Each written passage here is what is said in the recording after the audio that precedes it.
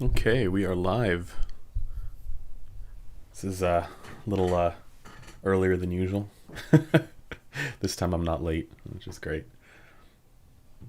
Guys, let me know how the sound levels are and everything. Let me know, is the focus hunting? Are we all good? No technical issues. If the volume level is okay. Because, yeah, I can never tell until it's like halfway through the stream.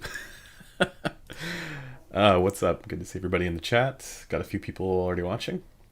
I wasn't sure what to put for a thumbnail this time. What's up, Marius? I wasn't sure what to put for a thumbnail this time. It's just sort of searching through my library of photos of headphones and stuff, and I realized I've used like all of these.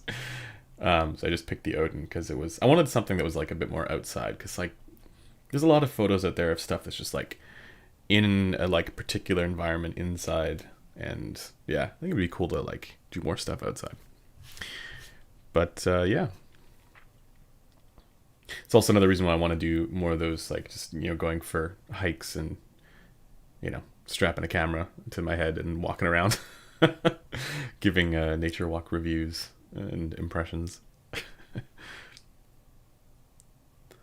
Yeah, I'm trying the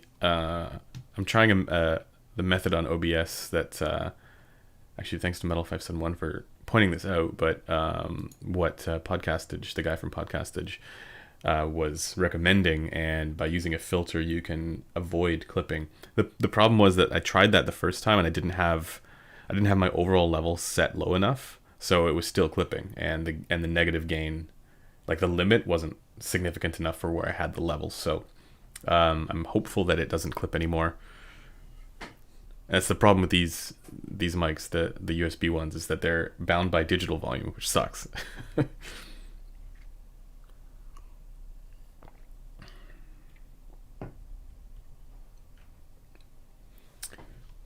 See more and more folks in there. What's up, Stormtrooper? Yeah, so I figured this we'd just do another Q&A. I know eventually I'm gonna have some more folks on the stream, and pretty soon actually, and I've been meaning to invite a number of other people on, including Crin. Well, I'd love to get Crin going as well. Maybe Android again. Some of those folks, see if anybody is up for it. It's mainly just like I haven't had the time to kind of like think about what a live stream with another guest would be, because usually when I do those I have sort of like a bunch of questions prepared, and it's just I haven't had the time to actually like put anything together. But if it's any of those guys, I mean, it's a little bit easier because they're my friends, so we can just talk about whatever. But yeah, I figure we might as well get into it and get into some discussion. $4,000 headphone giveaway. What's up with that? Yeah.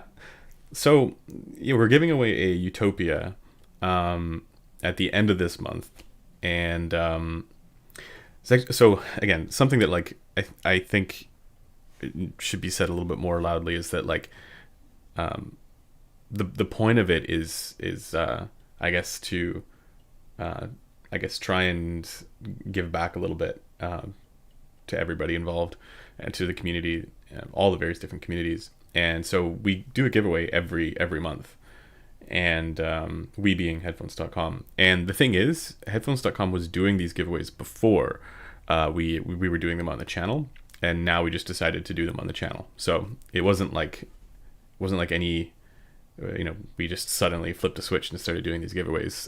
They existed before, so this is just to try and get more people involved. But yeah, this time we're doing the Utopia and we're scaling it up, so I'm pretty hyped for that. I think there's whoever's going to win is going to be super lucky, because I think it's probably the like highest end giveaway that we've done so far. I know we did the clear and an arch, which was actually a lot like, I think that was a lot like really good value there, but well, it's obviously good value because it's free, but it was a high value giveaway. But this one I think is even higher. So yeah, and then the second one, the other one we did was the head audio headphone, and then amplifier. So those were pretty high value as well. What's up, Metal571? Heading back to the office on Monday, so my home setup should be more amenable to joining live streams on weekends and afternoons. Perfect. This is this makes it easier. Um, yeah. As long as there's no, I mean, then that's the other thing is like, it's not that I don't want to do other streams with guests either. Like, I'd love to have like, I've reached out to Sean Olive to see if he wants to, you know, hop on the live stream at some point and have a Q&A session with him. And he's said yes, but we haven't actually ironed out like the details of when that's going to happen. So one day we'll get Sean Olive on. I'd love to talk to him. But also just other reviewers. Like, I'd love to have Josh Velour on or DMS on again. Those guys are great. Yeah. But yeah, if you haven't signed up yet for the Utopia giveaway, definitely do so. You know, I think a lot of people are upset by the fact that it's North America only for that giveaway. What they don't realize is that it's not up to us. Like, there are regional restrictions for different countries for giveaways, and like, legitimately people don't know about that. So, you know, it's not about shipping costs. It's not about, you know, specifically wanting to restrict it or anything like that. It's because we literally can't, and we're looking at ways to be able to do that. I think more so it has to do with like, you know, over a certain dollar amount, there are these restrictions start kicking in if you want it, you know, for various different regions, and a lot of it also has to do with, I think, data and privacy, especially in the EU. And so you can't just be like, yeah, sign up for this thing, and you know, because you know you have to give your email if you're signing up. So in order to comply with those restrictions, we're trying to figure out a way to navigate that and make it so it is possible, but we just don't have that set up yet. So in the future, we will have you know, more international giveaways. But I think a lot of people saw that it was North America only. Were like, oh, you specifically don't like, you know, folks in Europe, which is kind of funny because it's a headphone that's made in France. It's a French company. But yeah, there's a lot more to it than just that. Like, we can't. You know, just because it's a European product doesn't mean that you know, the giveaway is possible in Europe right now, at least with what we're doing, and hopefully it will be for the next one or soon. What do you think? That was a long-winded answer to Marius's question. What do you think of the Chord Mojo in 2021? Yeah, it's solid. I think there's a new one coming out. Don't quote me on that. I saw like a photo of one that had like USB-C, I think. But yeah. 4K 4000 can get you 1,000 VE monks.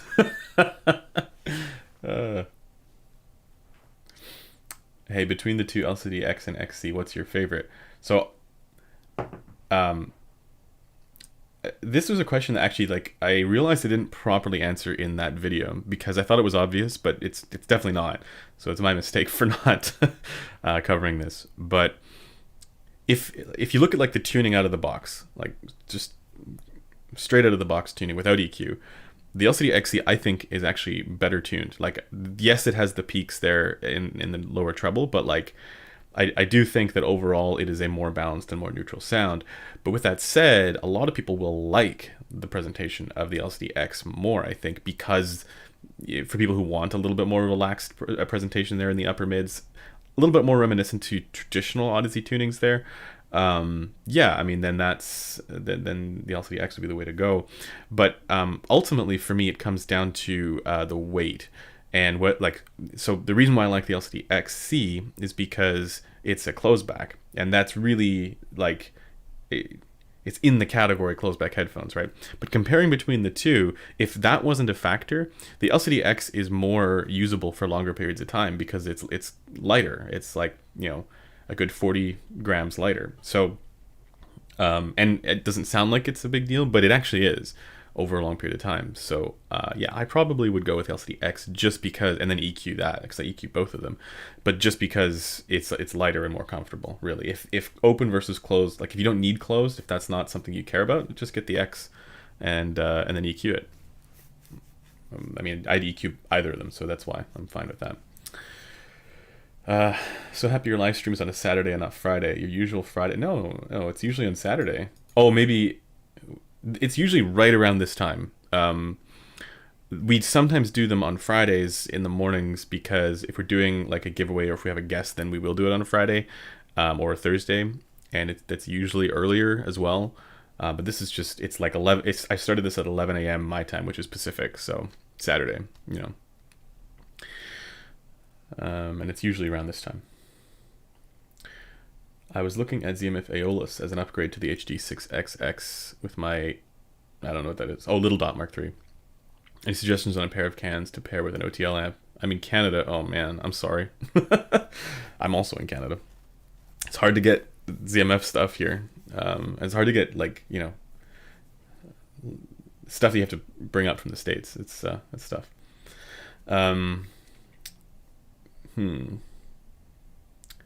Aeolus. Yeah, I mean, I don't know. I think the straightforward upgrades over the HD6XX are like the clear, well, the Alex, the clear, you know, that stuff. And I think the Auteur would be as well, but for detail, not that much really. Because the HD6XX is a really detailed headphone with good amplifier there behind it, especially with an OTL. So no, I wouldn't recommend those focals with an OTL amplifier. I would recommend something from ZMF instead. And Aeolus would probably be solid there. Yeah, I think that's fine. Can you spend some time? And I say that only because of you want something with an OTL amp, right? Like, I wouldn't run those focals off of an OTL amp. Can you spend some time comparing focals LSD to LCD XC?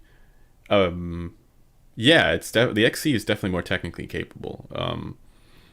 It's yeah, categorically better in my opinion.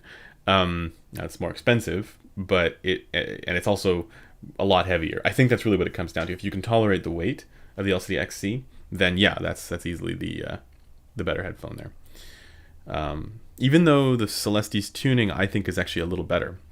Like, it's a little more balanced in the treble. But the technical performance of the XC is definitely better. Hey, from Cape Town, South Africa, right on. I love that we have an international audience. That's the other thing. Like, I know that giveaway that we did was North America only, and you know, but I do love that we have an international audience. Which is better complement to the Focal Stellia, Verite Closed or Audeze LCD-X? LCD-X, because you've already got a dynamic driver there. Even though, you know, I do like the Verite Closed. I mean, I need to actually get one in and properly review it, but it is one of the best closebacks, yeah.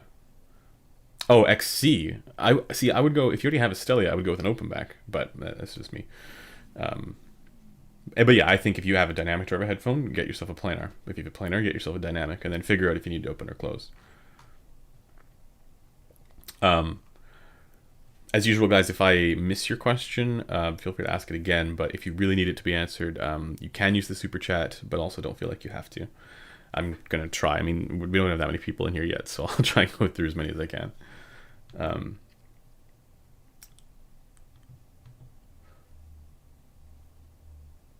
Old school HE400? I don't have one here. No, this is the old school HE6. This is Danda's original HE6, and he's put the Susvara pads on it. So yeah, and I have done a little bit of EQ as well, and this thing is insane. I wish they still made this headphone, and I've been comparing it to all of these, like the newer HE6 SEs, and this is still like a step up, you know, for everything. It's just amazing. I'll probably talk a little bit more about that. I mean, I'm gearing up to do a review, not just a review, but like a comparison between like the original, and then the two SE versions. But the thing is, it's just there's so much testing that's involved, and I don't just mean like listening testing. There's like a lot of different parameters that I'm trying to figure out here, among them with measurements as well. And that also means that you got a pad swap. And I've done the grill mod. I've taken the grill off of the HE6 SE. Haven't done it with this one yet because it's Danda's, but I might. And it's really easy to do. But yeah, so there's a lot of stuff there, and it's fascinating how things change when you make these small changes, like with pads and with the grill mod. But yeah, it's gonna be that video. Hopefully, will be sometime next week. A lot of stuff that needs to be done. Kind HA1A tube amp. Would it be a better direction to upgrade my tube amp and keep my sends, or move to a high Z can? I don't. I I don't know. I always think, especially if you're looking into stuff under $1,000, um, the headphones make the biggest difference. Like amplifiers don't really make that much difference unless you're getting into tube amps, but then it's all about the synergy.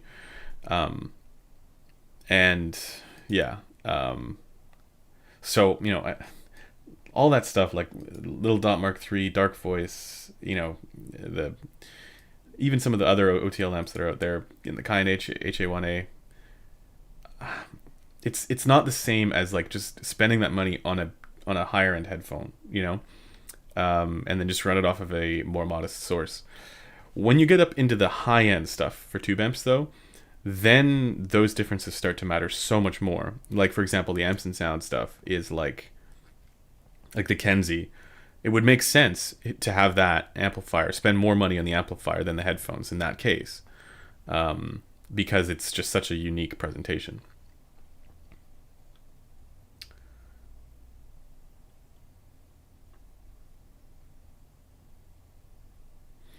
What amp would you recommend for the Focal Utopia?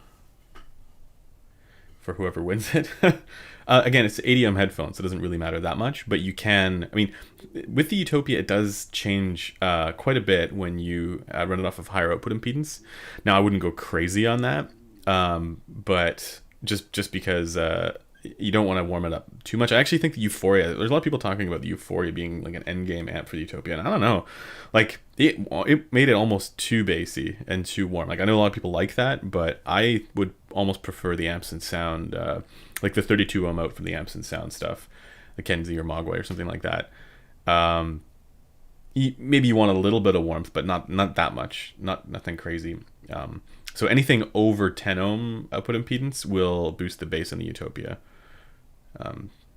So something that has, somewhere between 10 and 30 or 32, or between 10 and 50 output impedance, that'd be fine. Got to record something with Jude. Yeah, that'd be nice.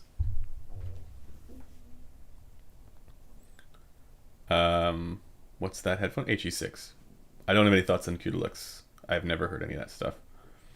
Aha, here we go. Q&A. So I gotta turn my phone off here, guys. Q&A. Sennheiser selling consumer division.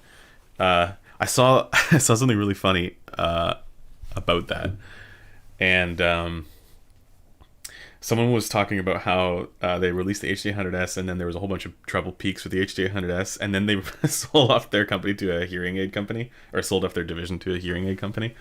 Like, this is the big brain plays. I think that would have made more sense if it was, Bayer Dynamic. Because if you look at Sennheiser's other headphones like the 650 and stuff like that, they're not. They're very smooth in the treble.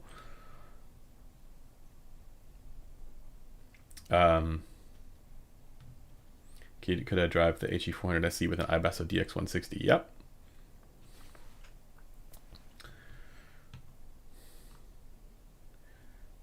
Jake and thank you. Thanks for answering my question. Oh, well, you're welcome. I hope I did.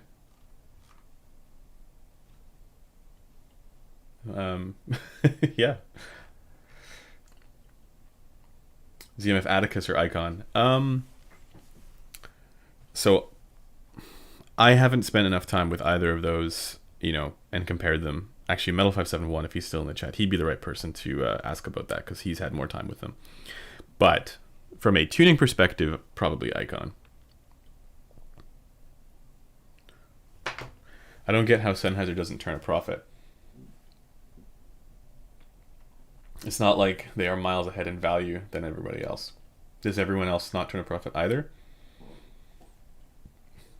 I think what you got to remember is that Sennheiser's a massive company, and they have, they're not just making headphones. They're making all kinds of stuff. They're making microphones. So when you're that large of a company, there's a lot of additional stuff that you got to include in that. And so it's not as simple as just, turning a profit and making headphones. It's, yeah, there's a lot more there. So I don't think it's that they're not necessarily not profitable. It's just that it wasn't worth it for them, and they probably got a good offer.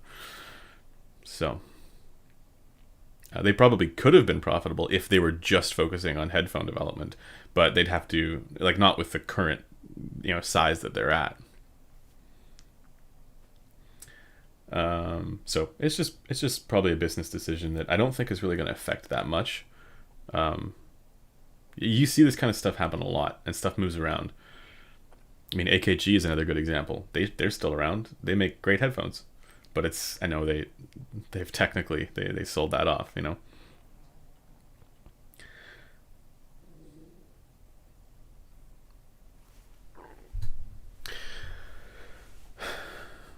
I was looking at ZMF Aeolus as an upgrade. Oh yeah, I already answered that. Do you believe that more expensive than standard USB power cables XLR leads make any difference? Only if the previous ones that you're using had something wrong with them, like they were broken or something. So no, I don't. But I get this question like a lot and almost every time. No, I've never heard a difference with that stuff. But there is a difference in situations where when you're using interconnects and you're going from non-shielded to shielded and you're using a tube amplifier, that difference is going to be with noise floor and stuff like that. But, when it comes to all the magic that people describe on HeadFi and stuff like that, no, I've never... See, the thing is, it's tough to really get an accurate answer to that, and it's tough to even get that for yourself because music sounds good. Right? And when you're listening to stuff, and that sort of confirmation bias is telling you, this cost a lot and therefore it's supposed to be better. It's going to make you pay attention to things that maybe you didn't before. And when you're paying attention to those things, that really is what accounts for the report that you end up, saying, oh, this sounds better or whatever. It's because you're paying more attention. And that's why, there's so much difference in reports for impressions and things like that, and why some people love certain things and other people are like, nah, it's not very good. If that confirmation bias kicks in and it's causing you to pay attention to things, I think the biggest culprit for this is solid state amplifiers. For the most part, they don't sound very different from one another. There are differences, but very minimal. But when people are paying, that confirmation bias kicks in and they're suddenly paying attention to things that they weren't before, technically they're hearing things that they weren't before because their attention is they're paying attention to it now. And so that influences their opinion and then their report of one thing versus another thing. And I think that's true for cables as well and all that stuff. Because in a blind test, nobody would ever correctly pick that.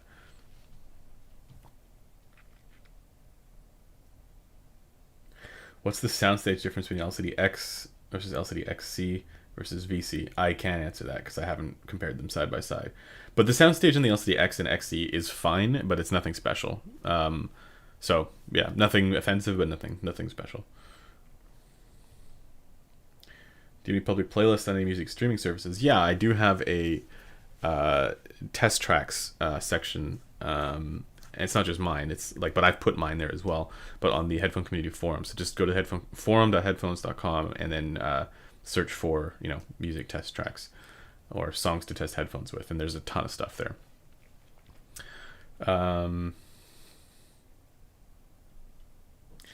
Question about detail. Would recording a song through a headphone and comparing that with the original file somehow give a measure of detail? I'm guessing that doesn't work as it's too obvious. Would recording a song through a headphone and comparing that with the original files, not that exactly, but something kind of like that would potentially be doable. And I'm actually working on something that might. I'm actually working on a methodology here to try that myself. So basically, I have a Final D8000 Pro here, which I would consider very good detail. Same thing with the HE6, right? This is another example. Very good detail. And I have another headphone here that I would consider, very blunted or, microdynamically limited. And so the trick is going to be to record both of those, and then listen to the recording of both of those, record music on both of those, and then listen to that recording on both of those, and try to be able to identify which is which. And they both have to be EQ'd to the same target, because because otherwise it'll be very obvious which is which. But if they're EQ'd to the same target and they sound different, then the recording does capture this. Now, I'm a little suspicious here that the recording won't properly capture this difference, because, well, for a few reasons, but there's a possibility that something would get lost in the capturing of it, in the sense of, like, you're not getting that same experience as you would if you're actually listening to the headphone, even though you're getting the recording of the headphone. And then on top of it, there's also the compounding effect with whatever you're recording it on. So, which in this case, it would be the Gross. So I'd have to figure that out a little bit. But that's something that is doable. But yeah, we will find out if it reveals the technical aspects, because once you have the recordings done, then you just do blind testing, and try and get it correct. So there's going to be a lot of like very attentive listening that's involved with this. Because there's other stuff where, like, I don't know, like listening to the Drop Panda, for example. I wish I still had it here. I should probably get that back from Android at some point. It's probably making the rounds in the States somewhere. But the Drop Panda is such a perfect example of a low detail headphone that, it's so obvious. And to anybody who's sort of honest with themselves about their experience, like, that is just a categorically low res headphone. And so I think a recording of that, EQ to the same target as the whatever target it is, and then a recording of that, listening to that on the D8000 Pro, and comparing that with a recording of the D8000 Pro, also EQ to that same target, that should be obvious as well, I would think. I think it gets more tricky when it's like comparing this to the D8000 Pro, right? Because they're both detailed headphones. So, and then also you're gonna, like, the compounding effect, like, this is the thing, even if all these things that we're talking about, like the subjective experience, like detail retrieval and stuff like that, if all of that is captured by frequency response, then in theory, even just slight differences in the compounding of it with or that would show up as a result of compounding it when doing the recording would cause problems for that kind of test. But we don't know unless we try it. So that's something we're going to try. But good question. A Tour is a little closer to a direct upgrade. Oh, over the 650. Yeah, I agree. The tuning of the Tour was solid. Would you mind discussing the difference in tonality and soundstage between solid state amps and tube amps? And what particular component of tube amps have the biggest effect on the sound? The tubes, presumably. Tonality and soundstage. So the interesting thing with tube amps is that people always talk about tube amps as warming things up, and that doesn't. It's not necessarily the fact that it's definitely not the fact that it's a tube amp that's doing that. It's usually that there is some sort of output impedance difference, and that is what's responsible for warming things up. At least in my experience. Now, there is an element of the tube sound that could be described as warm, even if it doesn't change the tonality or the frequency response. And so, for example, if you look at like the Amps and Sound Kenzie or the ZMF Pendant, that doesn't change the frequency response at all. And so the question is, does it warm it up? Well, not in the sense of tonal balance and frequency response. But does it give it a tube character? Yes, absolutely. And that's really, I think, that's what's worth it. Now, there are other tube amps that do warm things up, and they do change the frequency response. So, like, I was listening to some of that Auris audio stuff, and it definitely does change the frequency response more. And usually what you see is that there's more of a lower mid focus there. But again, I think a lot of that also has to do with output impedances and the synergy that's going on there. So you could, in theory, get that same effect with the solid-state amplifier, like the Kaina HE6 here. That's got 110 ohm output impedance on one of the outputs, And if you run, any focal headphone out of that, it's going to get super bassy and bad, like way too much. So, where do you come down on the recent videos trashing the AudioQuest Dragonfly Cobalt? I don't really have an opinion on that. See, the thing is, like, if you look at how it measures, it's probably pretty bad. But there are a lot of people who are going to want a smoothed over kind of sound. Now, I think these days you can implement a ES9038Q2M or whatever it is without intermodulation distortion, and it can be a smooth presentation even though it's an ESS stack. And they had a different approach to doing that with the Cobalt. Their approach was to try and get it to be smooth by, I think they added like a slow roll filter or something like that. But in general, it was not well received. But the way I think about it, it's like, yeah, if you want to smooth stuff over, that's one way of doing it. It's probably not the right way to do it. It's an objectively, measurably bad way of doing it. Honestly, I really don't care about that stuff. Like the Cobalt and the Red and the Black, they're convenient devices, and I don't think it really matters. Like, if you don't want the smoothed over presentation, you just get the Red, and or one of the other ones. So there's enough variety there that you can pick whichever one you want. And there's other stuff that's coming out that's kind of like that too. So I'm currently using some DT1990 Pros for gaming, but I want something with a wider soundstage. Wider than the DT1990 Pro? Do the HiFiMan and Ananda have imaging on par or better? No. The Ananda is plenty spacious, but I don't know if I would choose that over the 1990 Pro for gaming. I mean, I personally would choose the Ananda over the 1990 Pro because I don't think the 1990 Pro sounds very good. But for gaming, I think the 1990 Pro would be actually pretty solid because it would give you some competitive advantage there. Good soundstage and good imaging, right? But if you want wider than that, look at the HD800 or HD800S. I don't know if you need wider than that, though, to be honest. Get some speakers. Guys, thanks. I'm just catching up here. Stormtrooper, thank you. AmpsandSounds/headphones.com new amp. Is it Mogwai OG with upgraded caps? Also do more expensive USB power cable. Wait, I answered that. And I'm not sure I can answer the other question yet.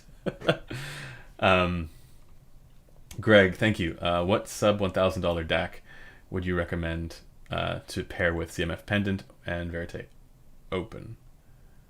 Under $1,000. I like a lot of people like the shit audio stuff, like the shit Bifrost and stuff like that, but I really like the very simple SMSL SU9. I think it's solid. It's basically, like, if you think about that chain, right? You've got a headphone that is sort of a flavor can in the Verite Open. You have a pendant which adds that texturing quality and gives it lots of depth. And in some ways, you would want to run that off of, if you want those two things to be the affectatious elements of the chain, maybe you'd want your DAC to be the more linear element of it. And in that sense, the SMSL SU9 would be the way to go. But yeah, a lot of people like the shit audio Bifrost and stuff like that too. I'm not sure how expensive the Chord. It's more expensive. I don't think the Chord stuff would be within that price range. The Army ADI2, if you want a AKM sound, that's around $1,000, and then it gives you EQ functionality, which is fun. Yeah, sorry, Stormtrooper. Thanks for the $5, but I can't answer that first question.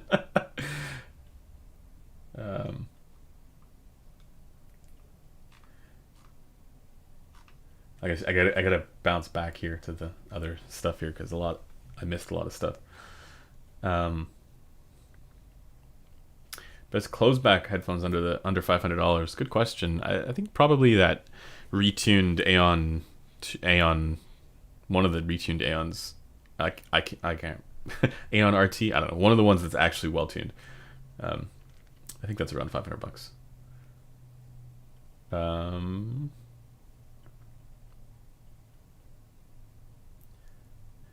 right. Have you ever had a moment where you found yourself preferring something because of placebo? If so, how did this affect your assessment in the future? Yeah, I mean, this is sort of what I was talking about before. There are so many psychoacoustic effects that we don't know about, that we're not hedging against actively when we're just listening to stuff. And it's only when you really kind of go back and do comparisons where it'll reveal itself to you that you had that psychoacoustic effect going on. Now, where I come down on that is that if the psychoacoustic effect is making you pay attention to things that you wouldn't have paid attention to otherwise, then that doesn't mean that you're not actually hearing things differently, because the experience of it might not make any acoustic difference. But if you're completely persuaded by the psychoacoustic effect of something that makes you enjoy it more, that's not a bad thing. Now, with that said, I do think it's worth it to try and navigate the waters of psychoacoustics and placebo to try and, figure out where the tangible differences lie and not just describe differences that are influenced by psychoacoustics or placebo. And I do think those are two somewhat different things. Like you can have a placebo effect of because it's worth a lot of money, and then you can have a psychoacoustic effect of, this is a heavier headphone and therefore I feel like it is performing better or something like that, where you actually have some interaction with the thing. Because that also is a influencing factor. Good question though. Yeah, and I've definitely been influenced by this. I think everybody is. I don't think you can kind of escape that. It's just a matter of trying to, I guess, figure out, when it shows up, and when it does, hedge against it, and not be as influenced by it, which is tough.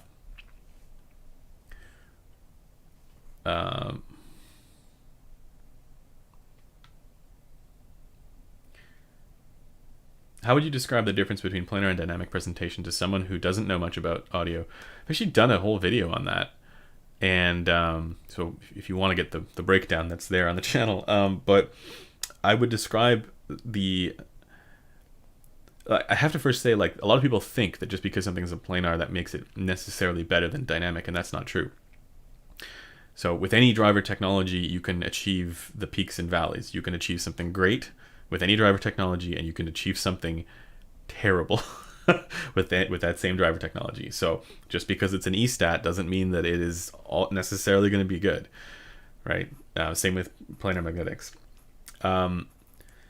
So to describe now the differences among them would be generally, because there are always going to be counterexamples and exceptions, but generally speaking, planar magnetics do better at control during busy passages and image and instrument separation.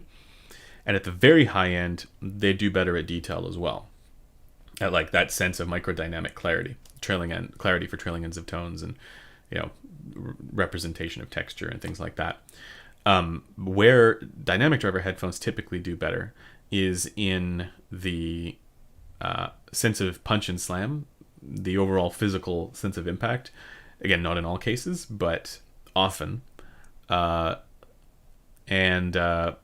then they also typically have a more natural timbre. Now that timbre question, I think, comes down to us being used to hearing stuff from typical moving coil transducers for our whole lives, and so that sounds normal to us. But also a lot of that is just frequency response too, because I think it can be difficult with planar magnetic headphones to get the tuning to be such that it's going to give you a natural timbre. Especially in the high end, we see that as well. Like the only one that actually is solid there is the HiFiMan Susvara. Like compare that against any of the other flagships, like Audeze AB1260C, A1266 Phi TC. I can't remember. The Dianify, the LCD4, LCD3, D8000 Pro, HE1000 SE. As much as they're all very technically impressive, there is something with the frequency response there such that it is not the most natural presentation for any of them. And then you go to the Susvara and it's like, oh, this is right. So, yeah. I think Android agrees with me if he's in the chat.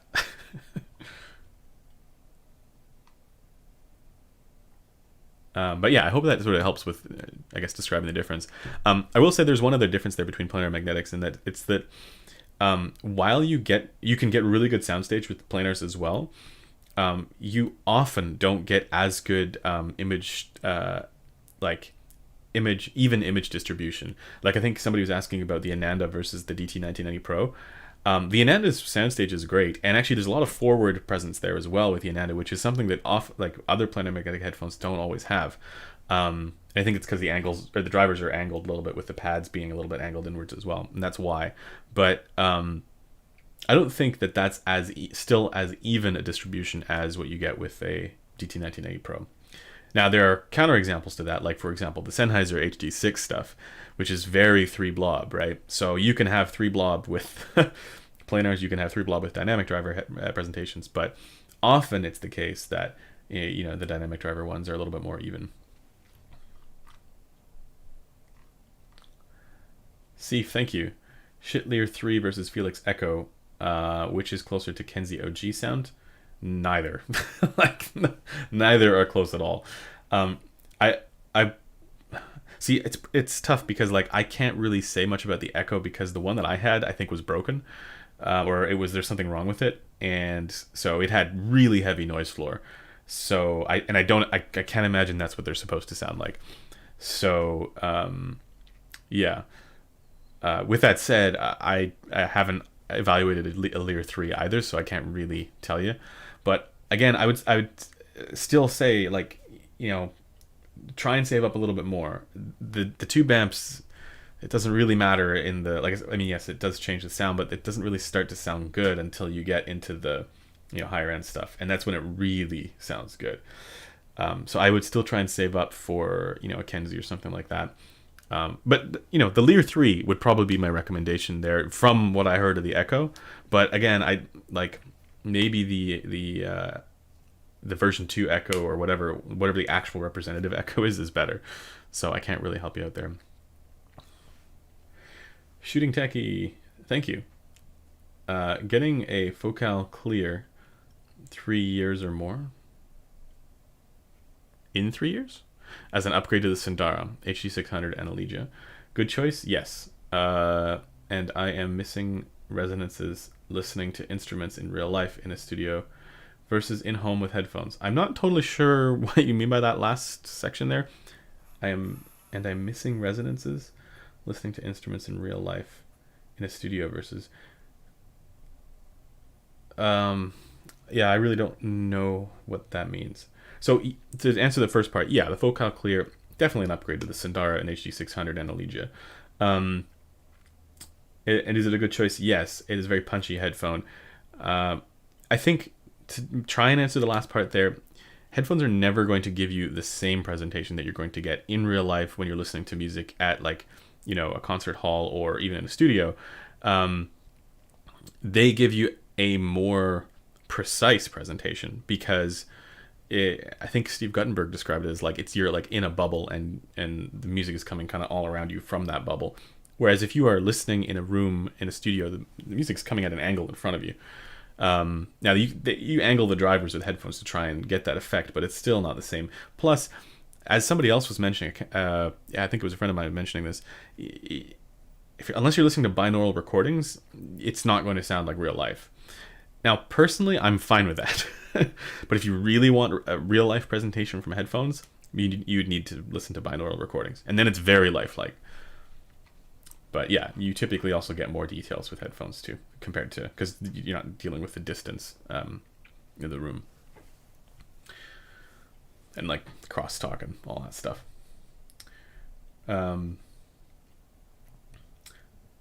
Stormtrooper, a custom cable company made me an XLR switch box so I can instantly switch amps, SMSL SH9, A90, Cayenne IHA6, and little dot plus tube amp. All sound the same. Aria. all sound the same. Aria HE600 LCD-X 2021. Will Mogwai SE sound different? Yeah. So I don't think all of those sound the same. I think try this. Here's what I would suggest you try. I don't know what's going on with the switch box. I can't really. I have a switch box as well, and the switch box is the thing that affects the sound. So I can't really verify that. What I would recommend is try and get an SPL calibrator.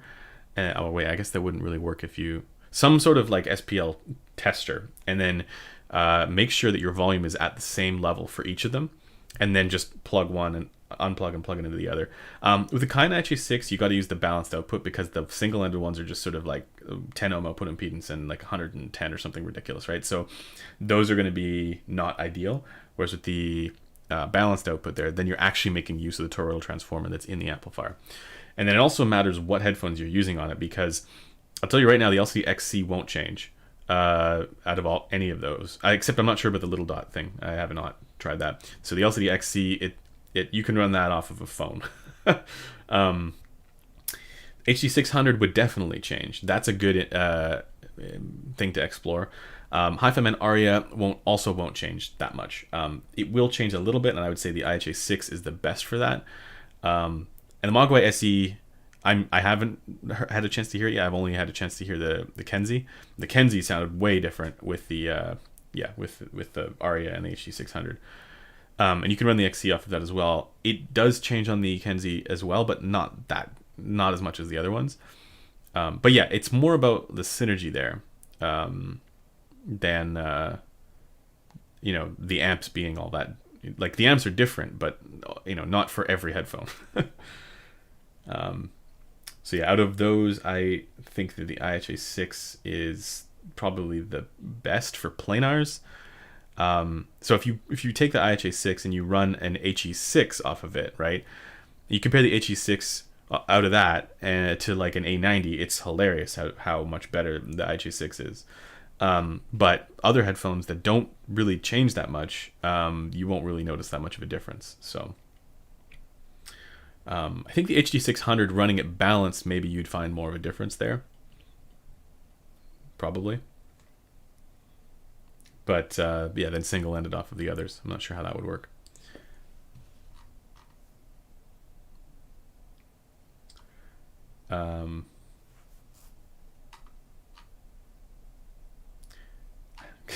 Gotta find my place again.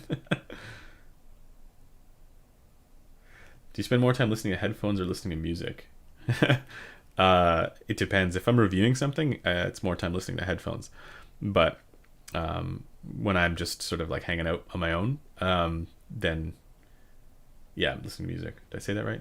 Listening to headphones when I'm evaluating them. This is the thing, like I've talked about this in the past, but it's actually, I don't think those are mutually exclusive, because you can be evaluating a headphone and then suddenly just get into a track and like, yeah, this is awesome, right? But I do think there's an element of listening to the headphones that is when you're testing stuff and you're not just enjoying the music, and you get almost kind of like a ASMR type sensation out of it, out of the listening to the headphones. We're like, wow, the detail here, right? So, and I don't think that either of them, I don't think it's bad to do that. Andrew, what do you think of Amir from Audio Science Review's medium to high end headphone and headphone combo? I haven't read that.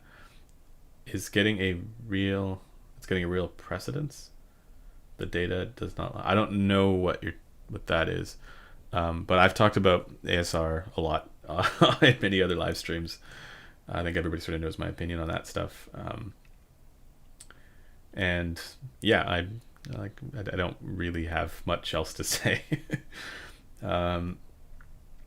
Stellia versus any other high-end headphone like Susvara, Abyss. Yeah, the Susvara and the Abyss stuff is just so much more technically impressive. But the Stellia is just more of a normal headphone, like normal in the sense that it doesn't require a crazy amplifier, and it's a bit more portable. It's closed back, so yeah.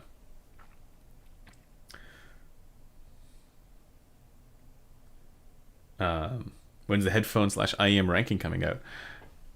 It's not that it's not that I'm not working on it. It's that I have to find some place to display it, right? And so whether that's on the site or yeah, I'm not sure.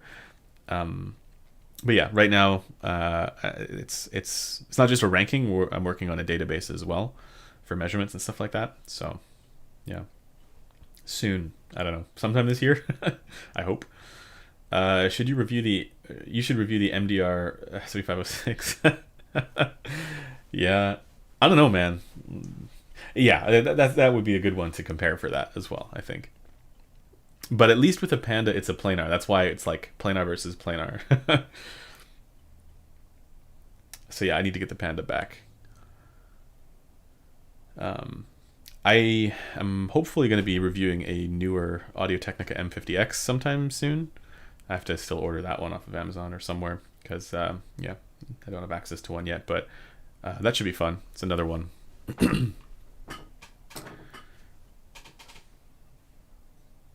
Yeah, I haven't tried the Echo 2.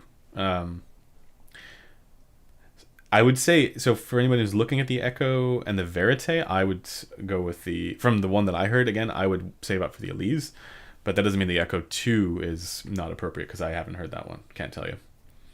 For low detail, yeah. 7506 definitely. Oh,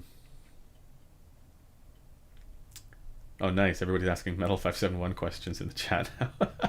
I don't even need to be here. Do you think neutral headphones...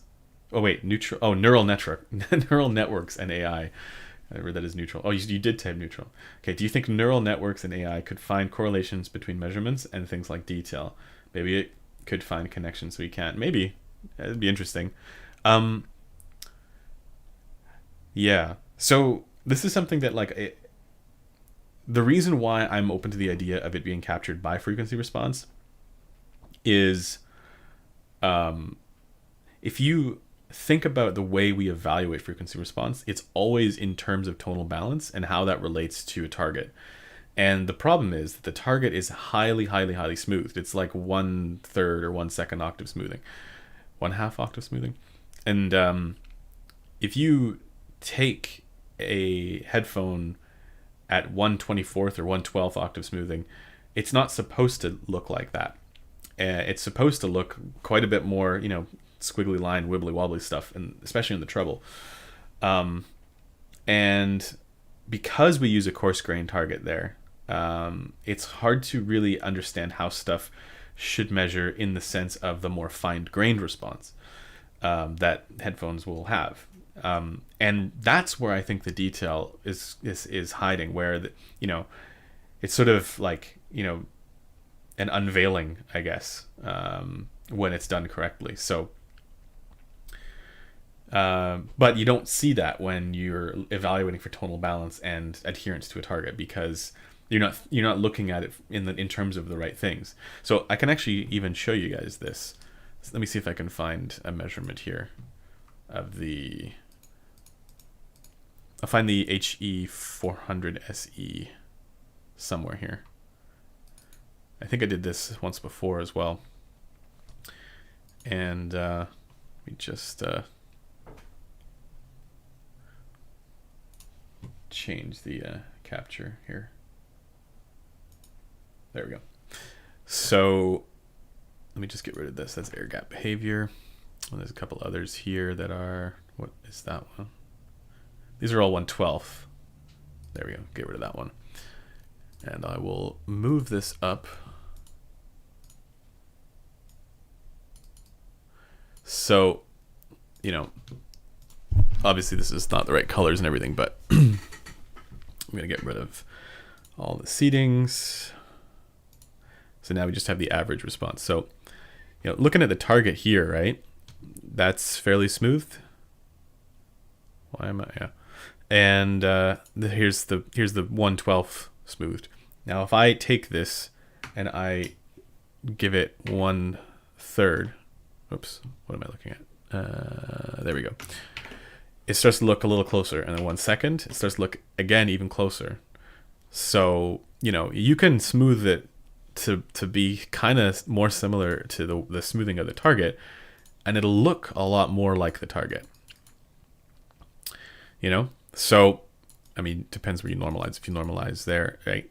But that smooth to the same degree as the target, it's pretty darn close. You know, I don't know if I can go, yeah, even more, right? I don't know if it's that smooth on the target, but you know, this is more apples to apples, right? Something a little bit more like this. But when we're evaluating it at like this, you know, we're evaluating like a much more fine-grained response compared to what the target is. And you can even go like more, I guess, fine-grained than the way that it's represented there. And when looking at this, like this stuff is how this stuff should actually measure, right? It's just that the target is not fine-grained enough to account for this. And so I think it's in these very little fine-grained kind of things where we might find something like detail. But the problem is we never evaluate it in terms of that. We just evaluate it in terms of this. So the trick will be to kind of do a much more deep dive on that stuff, which I do hope to do. Hope that answers the question, because it's an interesting subject. But yeah.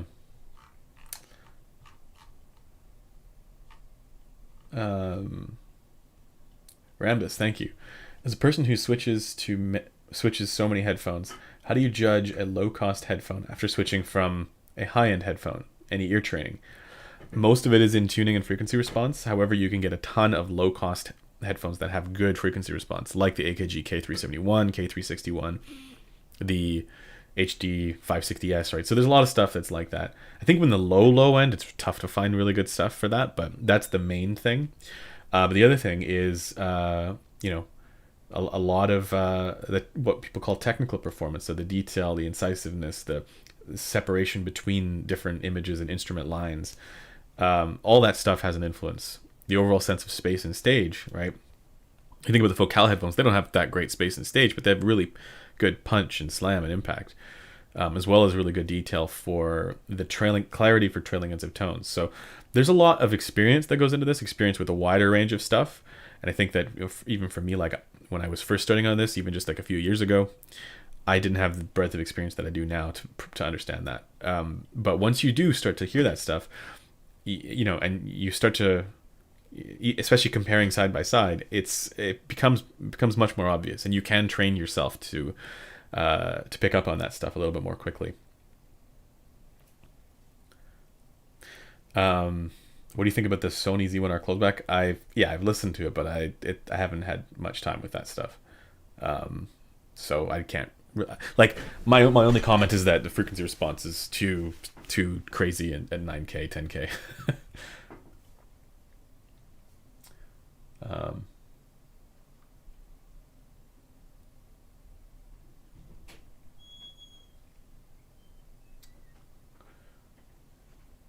Yeah. Yeah, I've tried high-end cables. Like they don't, like, here's what I'll say about that. For me, they don't make a difference, right? And because I'm actively trying to hedge against that psychoacoustic effect of, oh, it's a nice high-end or placebo effect or whatever we want to call it. Oh, that's a really nice cable, or this cable costs a lot of money.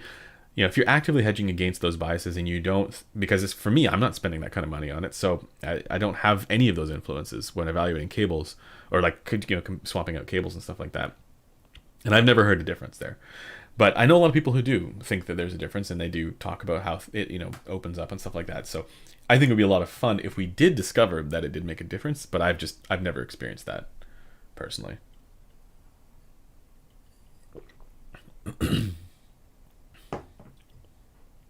Pardon me.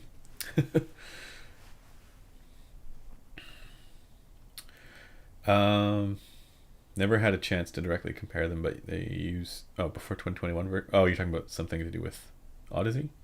Yeah.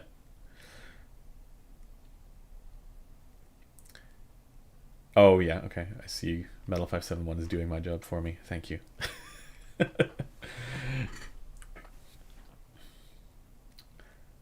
I've never heard the Synxer. The Rebel amp is solid though. Single-ended. That's the only real. It's not really a downside, but I think like some people think that that's a downside. Yeah, I like the Rebel amp. It's probably what like the best mid-tier amp. I don't know what else to call that. I agree with max settings on the Rebel amp. I think it's solid. What music genre suits the Tia Forte best? Instrumental music and instruments. Yeah, got hard. I don't know.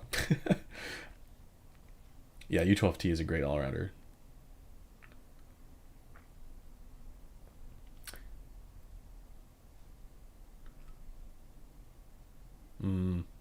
HE600, HE6XX benefit a lot from tube amp, but if you're new to tubes, start from the headphones. You get accustomed and then think to tubes little by little.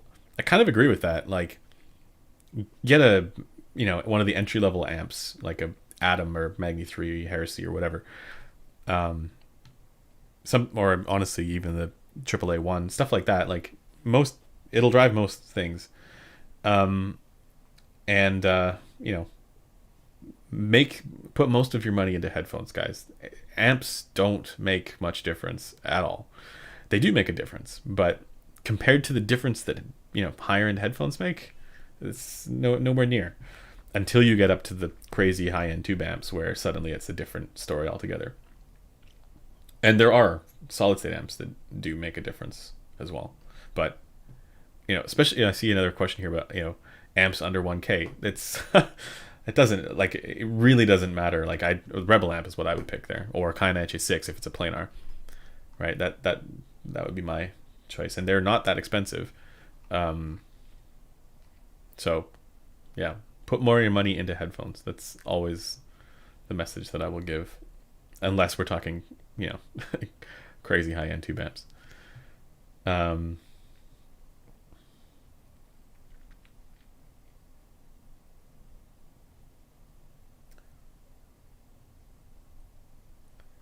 You guys are talking about the 2021 LCD2s.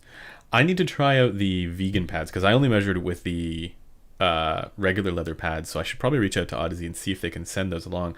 The thing is, I don't want to take the pads off. It's really annoying to do that and then put it back on. Like, there's a lot of that I'm just like, ugh. I have some actually. Mad sent up some previous, I think, suede pads from Audeze, but they're a little bit destroyed from being removed. So yeah, maybe I'll ask Audeze if they want to send that over. Could you explain the diffuse field target for me and the whole same sound in every part of the room quality to the target? Same sound? So diffuse field target is it's basically a flat. The way I understand is so you have a free field target, which is a flat measuring speaker in an anechoic chamber. So no reflections. A diffuse field target is that flat measuring speaker in a reflective room. And it's actually interesting. I somewhere I have a actual frequency response target of the actual diffuse field targets. But they do. It's funny because like when you actually look at them, they're actually a lot more wibbly wobbly. It's just a ton of squiggly lines, but it is much brighter. Let me just actually see if I have that somewhere here. And I'll show you the comparison. Yes, that is the right one. I've got a few of them, but this is a good question. I'm gonna have to line them up, otherwise it'll look weird.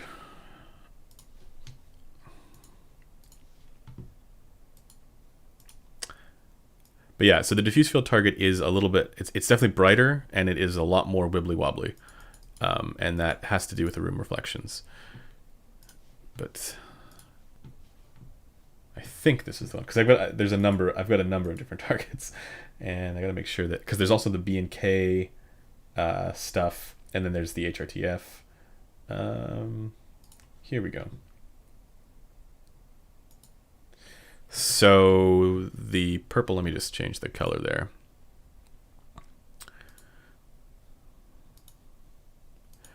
So the green line here, that's diffuse field, and then the dotted line, blue line is Harman.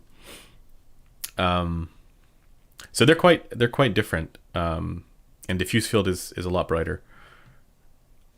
So here's the interesting thing about the Harman research was that apparently their initial in-room listening target would have been closer to the diffuse field target. And it wasn't until they applied Sean Olive's 2009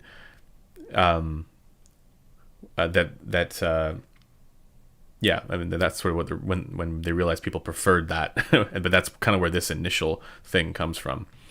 Not this one because not above 1K here because that's the 2018, but the 2013 target, I guess.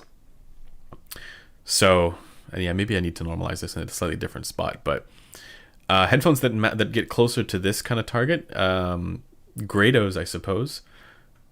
But most headphones generally, like most good headphones, will adhere more to the dotted line. In fact, all good headphones adhere more to the dotted line. I can't think of any good headphones that actually hit the diffuse field target. So, but it's interesting, the fact that, that we have these very different targets going on here. But yeah, hope that answers your question.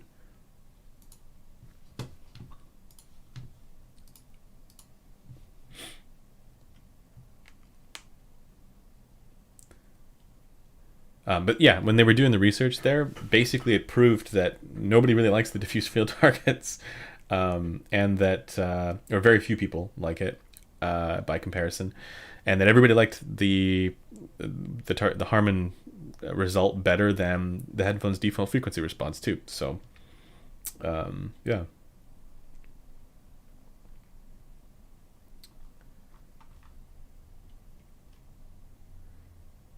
Have you ever tried the Kennerton headphones? They're not very good. I mean, they're not bad. They're just nothing special. And I think the ones that I've heard were overpriced.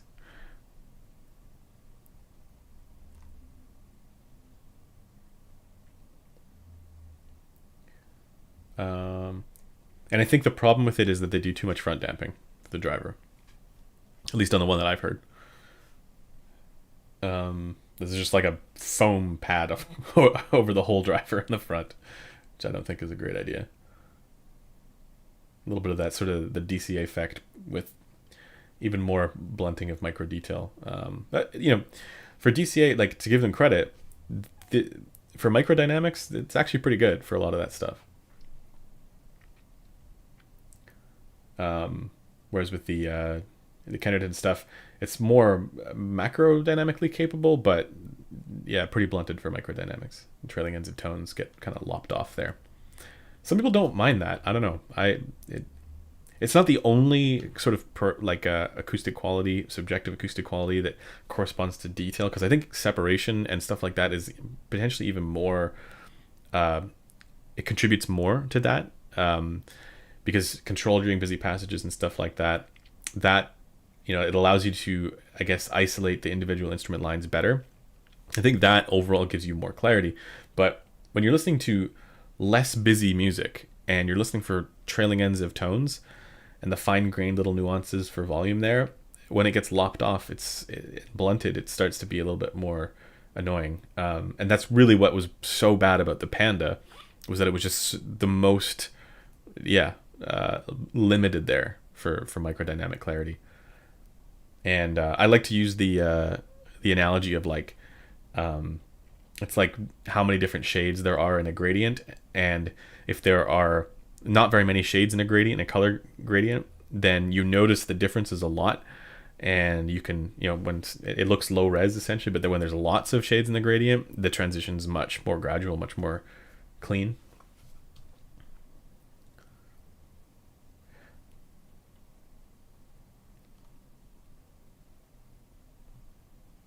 Trying to get back to that one question about the diffuse field target.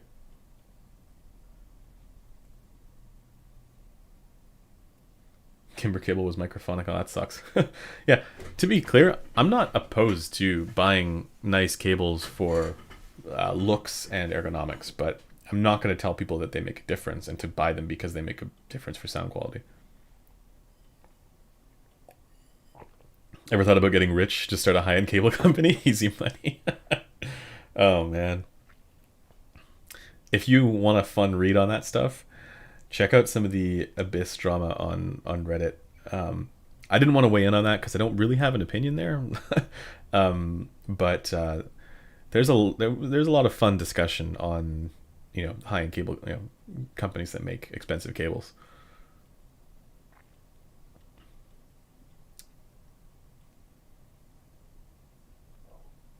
I'm comparing silver cable versus stock cable, so there's some difference I felt on the HE600. They ain't costly, just $30. Okay, but do you think it makes a difference because you know it's a silver cable and you think that it's making it, like, you're expecting it to make a difference?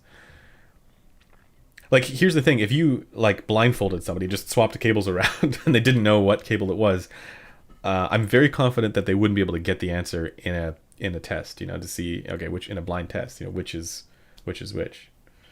But again, does that mean that the people who are persuaded that this stuff does make a difference aren't hearing that?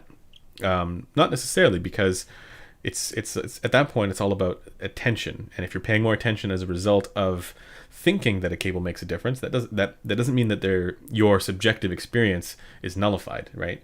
It just means that what you're hearing isn't strictly due to acoustic properties alone, which is like, anytime anybody's hearing anything, it's not just acoustic properties that are having an influence. It's everything has an influence.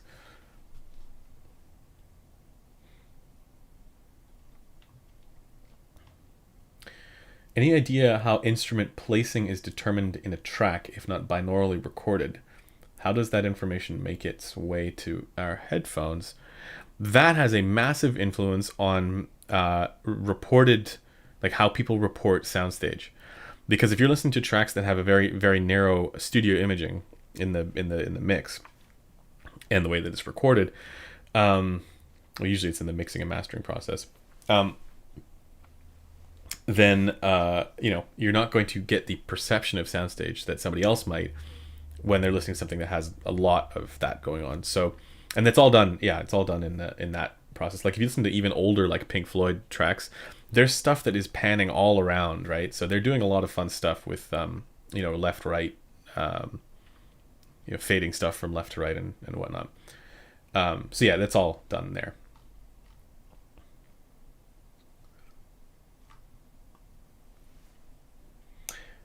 Grado Hemp sound clearly better on the shabby LD Mark III than on several solid state amps I tried. You know what's funny is I have the Grado Hemp here right now. I'm going to measure it soon. But I was listening to it off of the Felix Euphoria for the first time. And that was a fun experience. You guys are talking about Wittgenstein? Someone talk to me about the private language argument. I dare you.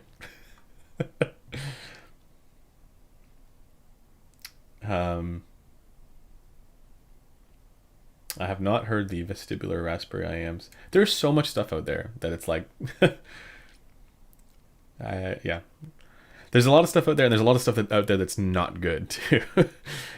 So we do definitely, you know, end up reviewing stuff and covering products that we want to, because it sucks to review stuff that isn't very good. Like, I'd rather put time into stuff that I get excited about, because I don't want to spend time with stuff that sounds bad.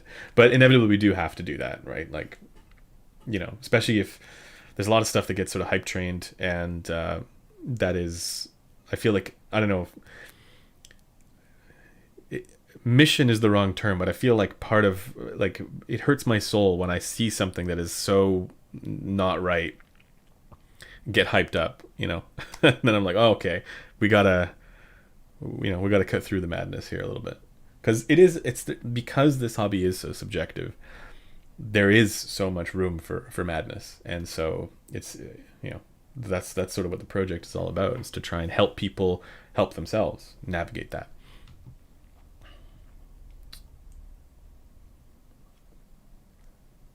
I can deal with the complex languages. I usually understand Heidegger and Hegel. Now we're talking about philosophy. Let's make this a philosophy stream. I'm less into Heidegger and Hegel. I'm more into Wittgenstein. But also not really that into Wittgenstein. I actually spent a lot of time in grad school studying Thomas Reid and common sense philosophy, which was a lot of fun. Even though that wasn't my specialty, but that was probably the most fun that I had.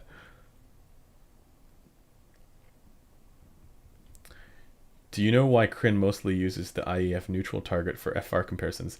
Yeah, I made that target for him, or at least the over-ear headphone one, not the IEM one. And the reason for it, and it's a good one, is because he basically agrees that the Harman target above 1K or above 900 hertz is appropriate, because that region is where the ear is amplifying, is having an effect on those frequencies. So those frequencies are impacted by the physical ear, the outer, like the pinna, and then also the ear canal and all that stuff, eardrum resonance and everything. Everything below that isn't. So all the stuff that's below 900 hertz is quite literally just preference based. To a point, I think there might be some consideration there for room tone and like what the expectation is for the room that you're listening in. But because people are in different rooms all the time, you can't say that there's one correct room tone. So it is somewhat anchored to preference there, and so because of that, he's just basically left it as a flat line. And I asked him about this, even on stream at one point, and he's like, yeah, that's exactly why. It's because the region above 900 hertz, that's where the ear is having an effect. So why would we bother changing anything below that? And I agree. I think he's right. Now, at the same time, the Harman target is more established with that lower mid kind of contour there, an upper bass dip.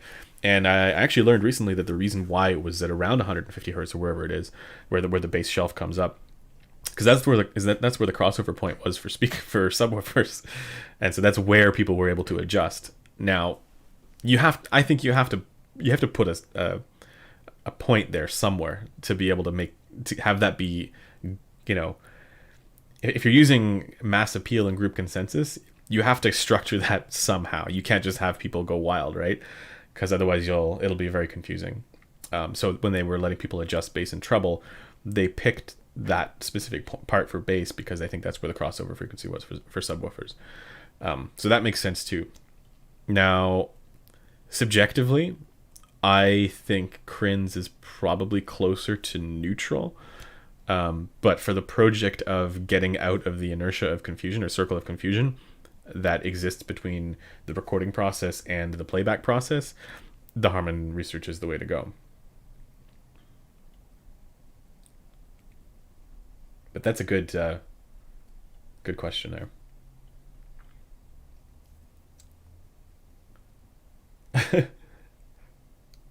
What are you guys talking about? Have you heard about Sennheiser's consumer division being sold to a hearing aid company? Yeah, I think it won't make that much difference.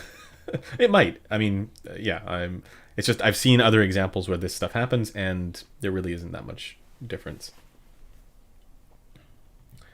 Did blindfolding with a friend? Oh, okay on this? Yeah. That was one guy, more IEMs and experience than me. But yeah, psychoacoustic has an effect for sure. Yeah.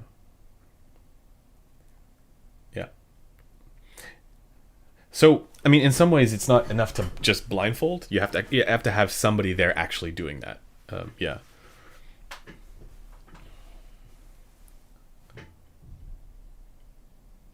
I will say there's always the possibility that headphone cables could be developed with filters or something like that, where you actually are deliberately changing the frequency response. But then that's a measurable change, and not something that is this magical opening up quality that people talk about.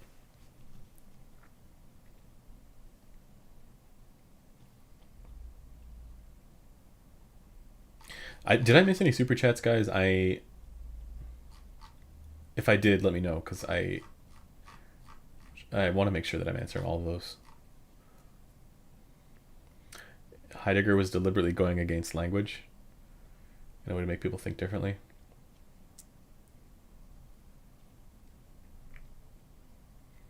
Best replacement pads for the Elegia. Celesti pads, if you can find them. I don't know if you can. Yeah. I tried swapping around pads in the Elysia, and you could use those leather Deconi ones if you wanted to, and it did boost the bass, but the pads for the Celestia were definitely the best. I imagine the Stellia pads would also work out, but those are expensive, man. Like, all that stuff's pretty expensive, so maybe the Deconi ones, yeah. And then I just EQ.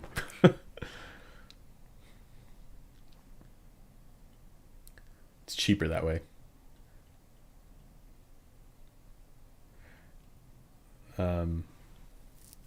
Setting aside detail in terms of the clarity of trailing ends of tones, what does detail regarding the actual images themselves entail?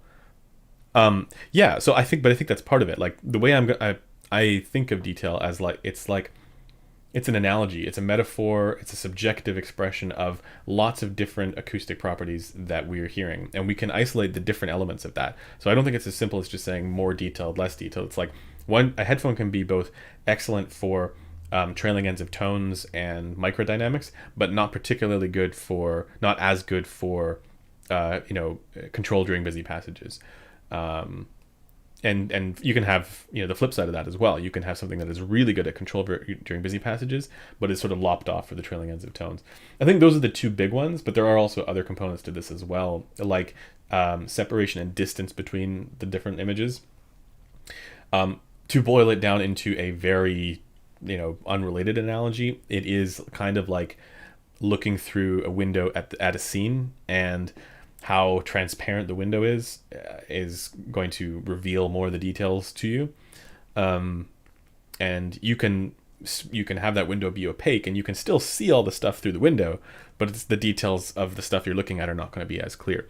Another analogy would be in photography, right? If you look at, I love the photography analogy because you can look at resolution in the sense of like literal resolution, like megapixels contributing to resolution, but the sharpness of the lens will have an influence on how sharp and clear the details are in the picture. And people call that micro contrast and all kinds of stuff, but ultimately that is what contributes to image clarity and image fidelity is the sharpness of the lens.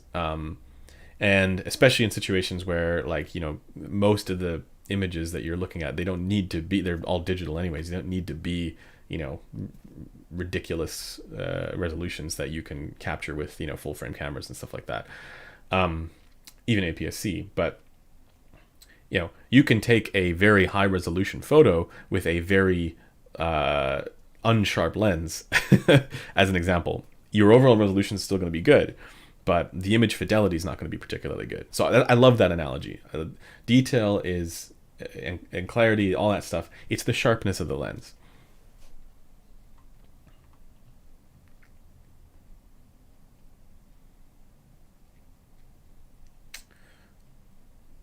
Hope that answers that question. I'm sorry, dude, I've never heard of the vestibular raspberries, but that's a great name. I like it just for the name. Is the Audeze series headphone LCD-3, LCD-X, or LCD-2 best for female vocals? I don't know about best. I like the focal stuff for vocals personally, because there's a little bit forwardness there to like 1.5K for most of them, and that sort of brings vocals more forward in the mix. I like that. So, but yeah, I can't really answer that question. Also, LCD-3, I'm not the right person to ask for that. I am trying to get one in, but they're a little bit more tricky to get.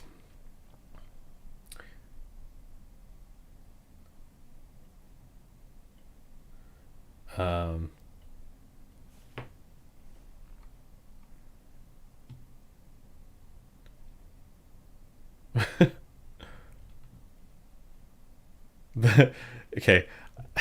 This is one of my favorite sentences.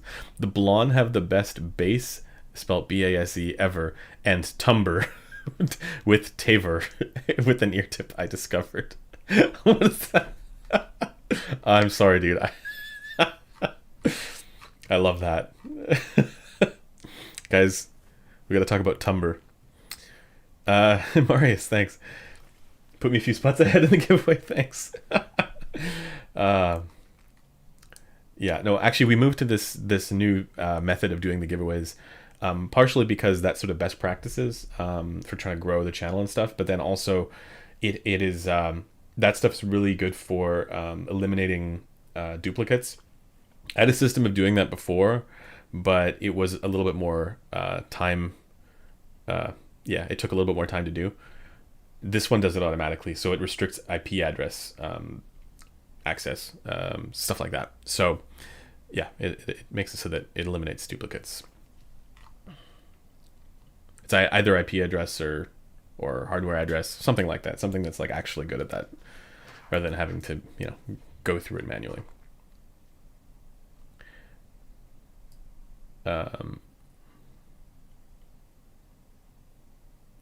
You guys are having all kinds of fun philosophy conversations.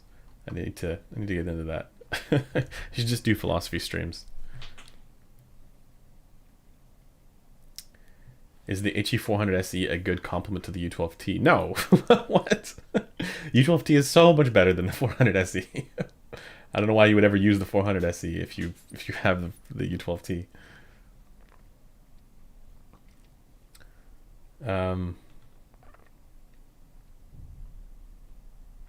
Do you game, mate? I certainly used to. I don't really have the time to do that these days, but we do have a Twitch channel, so maybe we'll be doing that in the future. The number 243 of pi is the beginning of the private language argument.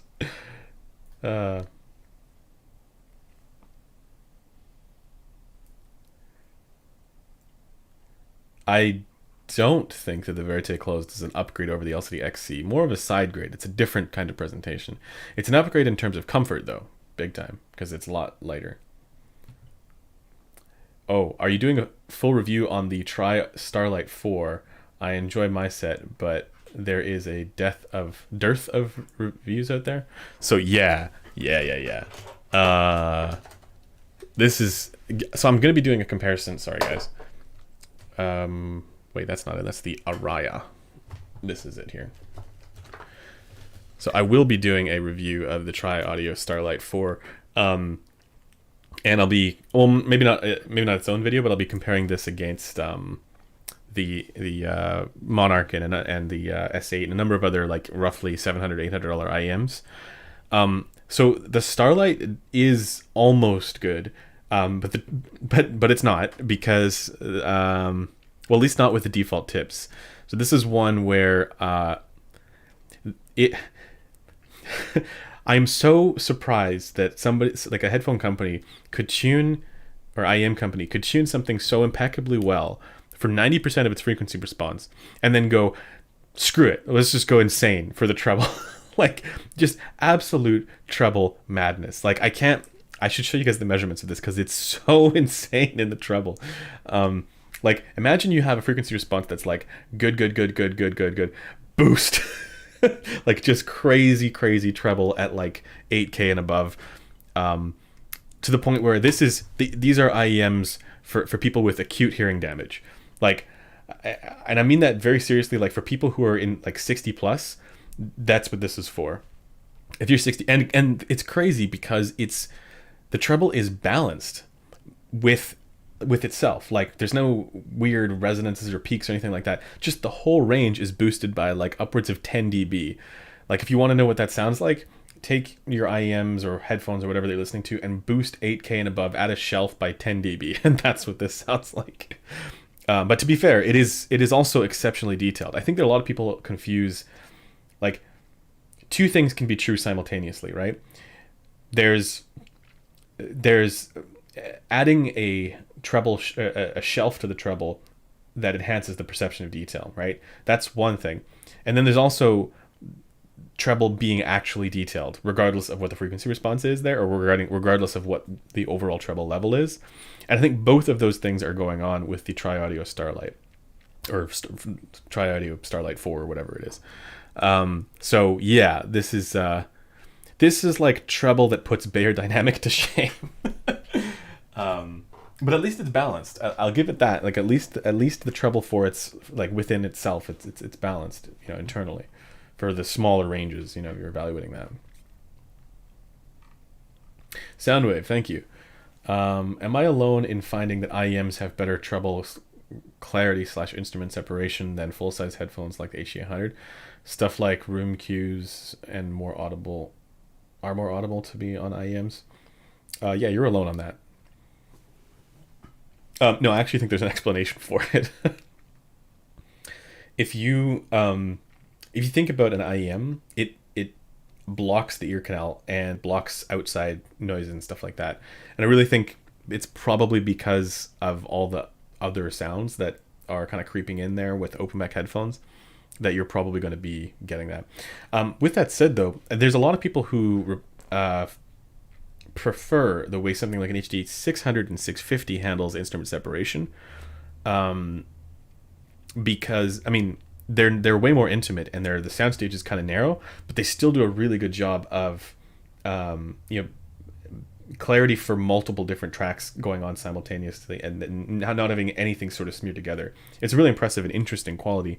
And so and I know a lot of people who prefer that over the more spacious kind of presentation of the HD100S. So maybe that's kind of what you're paying attention to or queuing in on with IEMs as well. Well, okay, I shouldn't say that it puts the DT1990 to shame, because it's more balanced than the DT1990 in the sense that it doesn't have, it's not just like one specific spot where it elevates. It's just that the whole treble range is massively boosted. Where with the DT1990, it's just a crazy peak at 8.5K. So makes it the very definition of sibilance. This isn't, it's sibilant, but not in that sense. Like there's a smoothness to the treble, but it's just, think like the ADX 5000, but then even more boosted. So yeah. Campfire Cascade left a bad impression on me. Are their IEMs actually good? One of them is. Yeah, I'm not a fan of the Cascade, if anybody knows. The Andromeda 2020 is solid. I like that one. Solaris is a lot of fun. I wouldn't say it's particularly neutral. But I'm not a fan of the rest of Campfire's IEM line. The Aura, if you like a boomer tuning, if you want it, if you're a boomer audiophile, which there are a lot of people who like brighter stuff.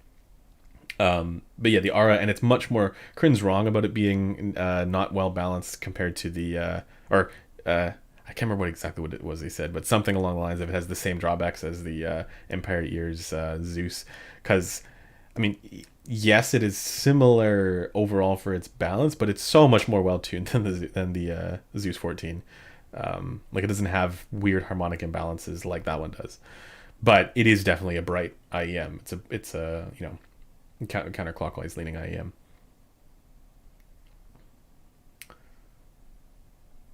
The Cascade is just comedy. Only Campfire people seem to generally like is the Andro, but I'd rather own an SA6.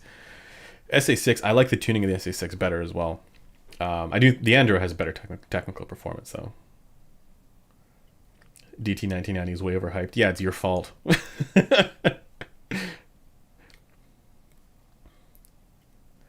Yeah. I should do another review of the DT1990 because I see it so commonly, and it's like this highly lauded headphone. And people think that, like, for whatever reason, people think that this is what people should be using for professional applications, and it's not. Like, especially when you read into the research and why the Harman target is what it is, because actually most of the DT1990 is Harman, just not that 8.5K peak. So I think people end up buying these beyerdynamic headphones because there is a canonical history of those headphones being used in studio applications.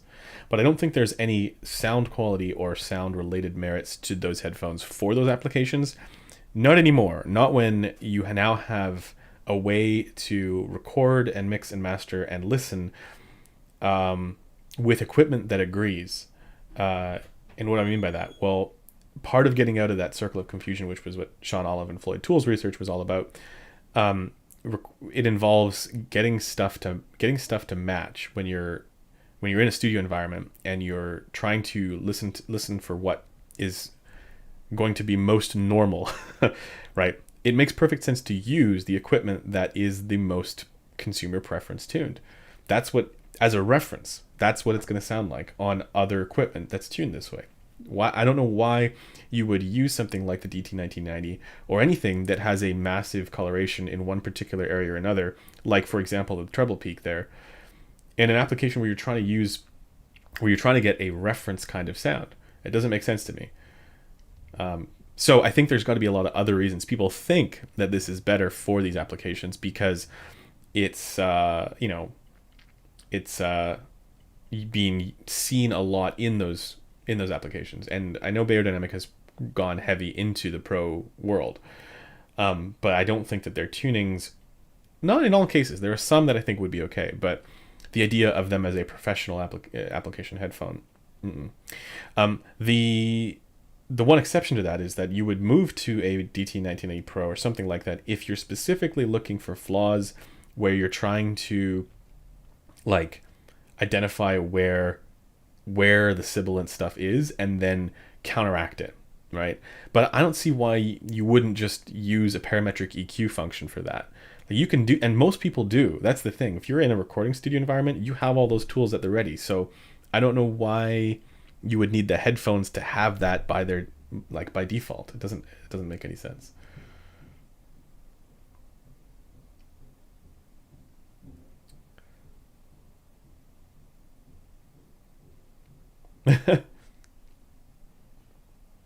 Most tolerable open Bayer was DT1990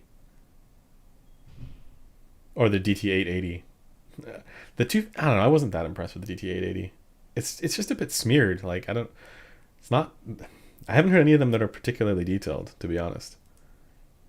They're peaky, which maybe gives the perception of detail. But great for gaming. Yeah, I think DT1990 would be good for gaming. Yeah.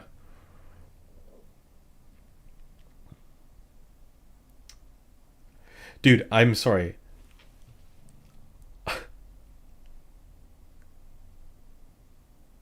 I have not. I don't. Vestibular raspberries. I know you've heard them, but I haven't. Like,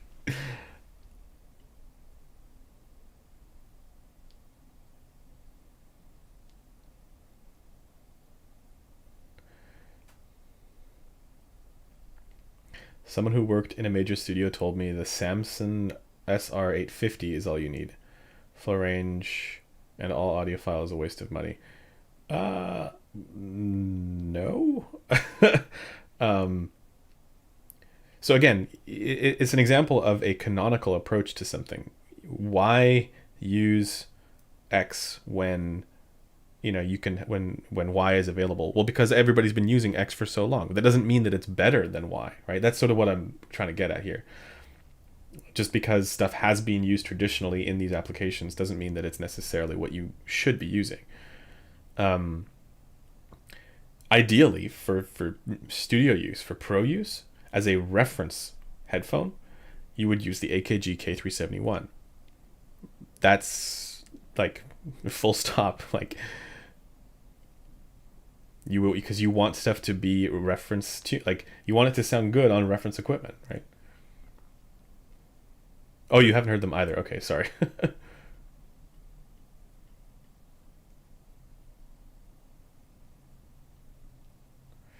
um, so I can't really comment on the Samson SR850. Full range, I don't know what you're talking about with full range, but like you don't need to go up to 40K. You just need 20 to 20K. That's it. But you do want full bass extension. And whether you want a Harman shelf there, I think is also up to preference. But again, to get out of the circle of confusion, you would go with a Harman tuned headphone. That's kind of what you would want.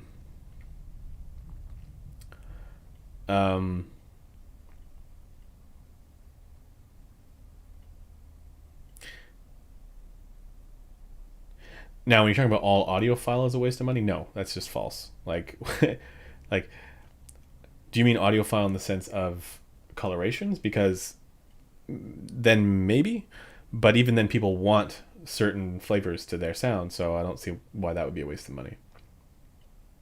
But there, I definitely wouldn't use a flavored headphone like I just mentioned for pro applications. No.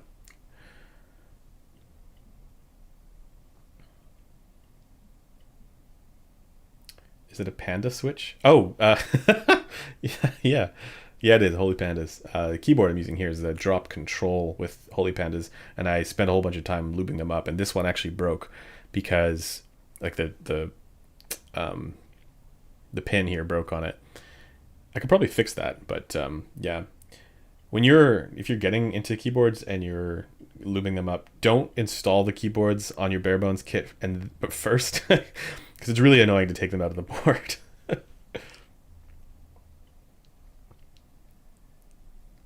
Samson SR850 had, I don't know, at least around 20 to 20K.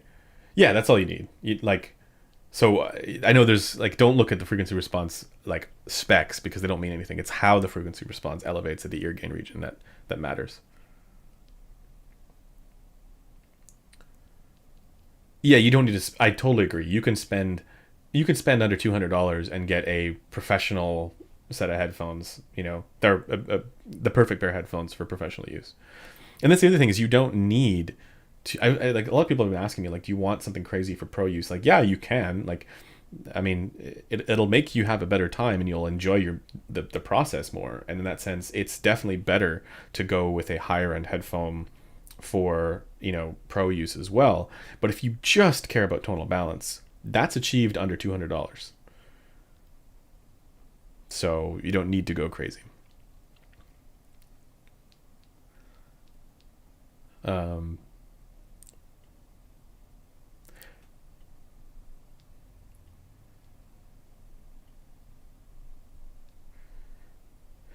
yeah, Moondrop IEMs. So apart from the SSR, um, the most of their tunes are pretty good. I'm not a big fan of the S8, to be honest. It's too upper mid forward for me. I think I need a tip roll on that one to get it to be right for me.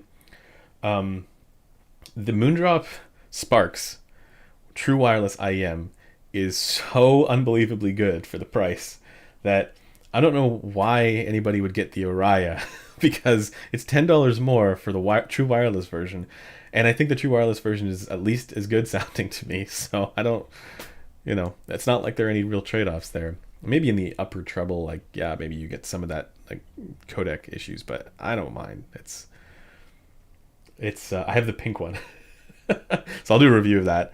I also have this is fun. I have I can't reach it. It's over there. I have the Earfun Olive from Olive's Gadgets Earfun IEM, which is also a little hot there in the upper mids, but yeah, that'll get a review as well soon.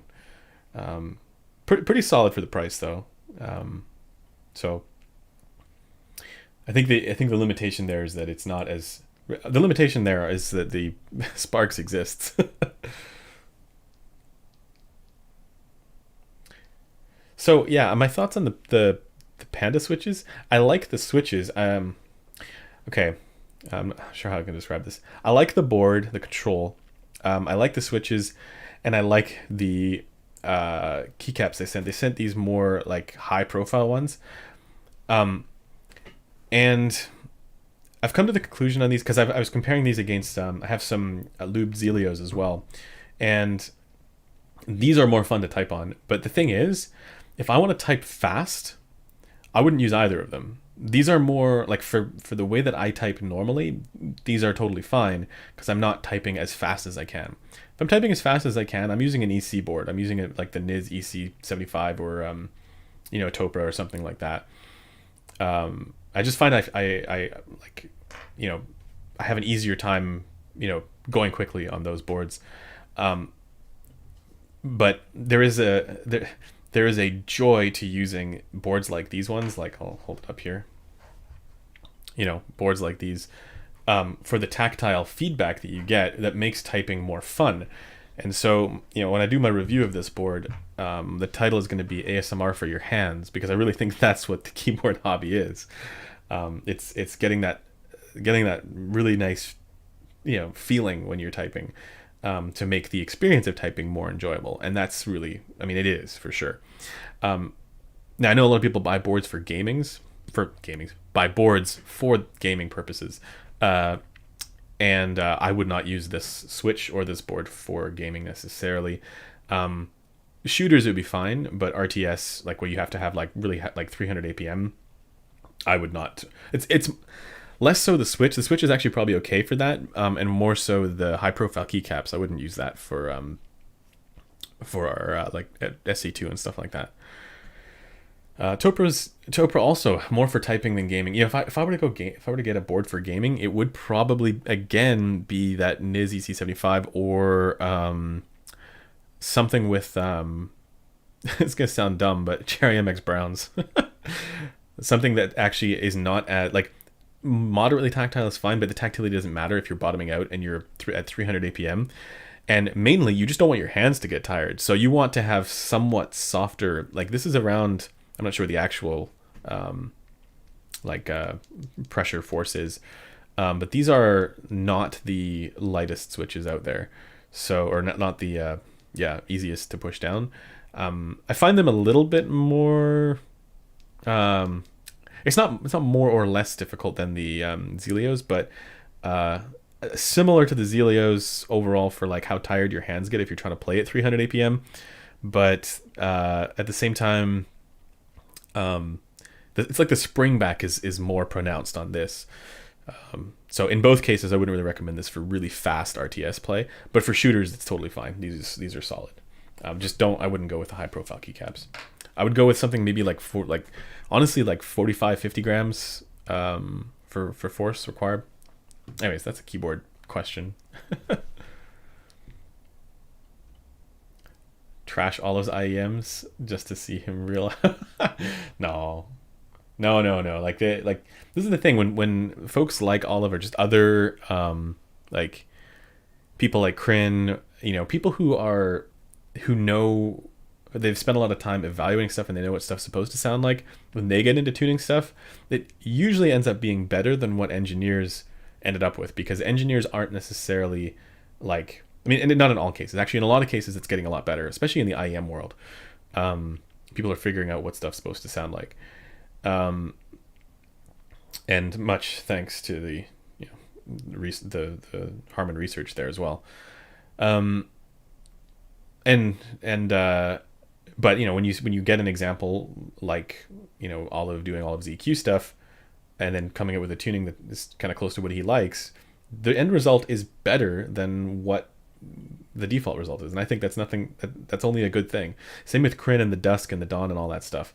You end up getting really good sounding headphones and IEMs when the enthusiasts and people like them get into it.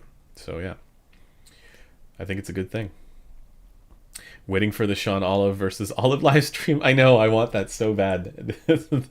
Get some Olive on Olive action.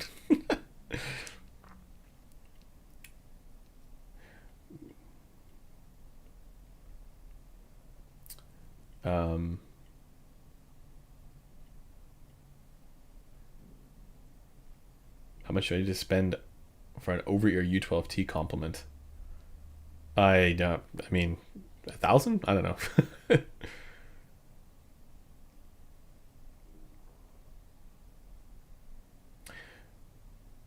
T1.2, I think you mean Bayer Dynamic or Ananda, which complements the HE500 better. I don't think you need either of those if you have an HE500.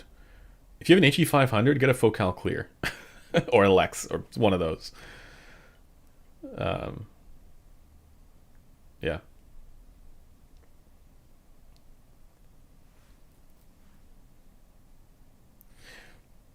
Recently, some friends and I made a championship slam between Fostex TH610 and TRX00 and HiFiMan HE500, Sundara, Ananda, and HD600. What was the result?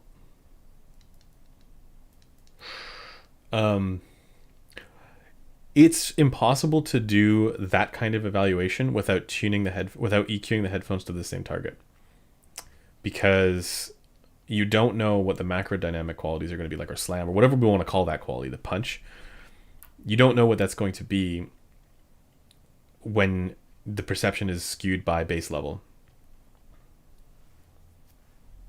So I would, of that list, I'm going to put the Ananda at the bottom, then HD600, then Sundara, then the 610 and Ebony, then 500, HE500, but you wouldn't know it from the HE500's default frequency response. That's kind of why that's a bit of a confusing factor there.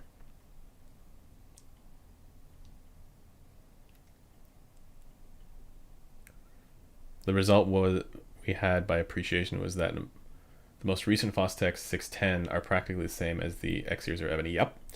And which it should be. It's the same driver, I believe. And the HE500, oof, slam almost there, and the rest not close. Yeah, that would make sense. But there's a confounding variable here, and it's the base level. And the base level on the HE500 is not particularly high, it's just linear. So if you boost the base level to the same as what you're getting with the TH610 or TR00, the HE500 is going to punch way harder, slam harder. Not way harder, just harder. Yeah. He left us hanging. About what?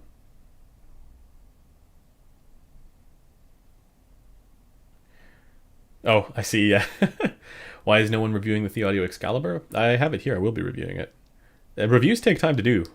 It just came out. I just got it last week. My initial thoughts are that the Oracle are better, or is better, and the Excalibur is decent, but more V-shaped, more fun. I do not prefer the Excalibur. Like, the problem with the Excalibur is that it's a little bit fatiguing in the treble.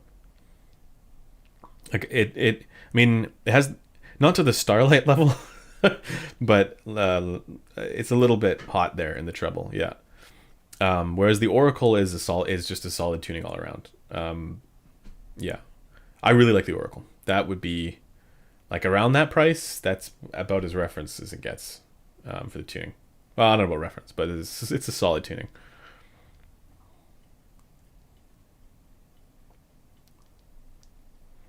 While listening, how can I differentiate punch from bass elevation?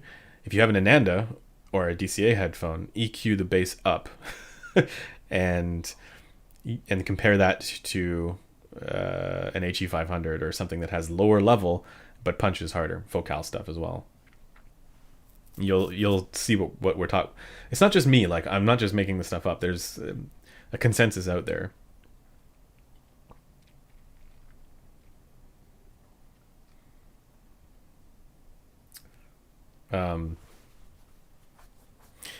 Yeah, bass level is just tone, bass tone, and it enhances the perception of that, but it's not the same as the punch that you get from even a Focal Utopia.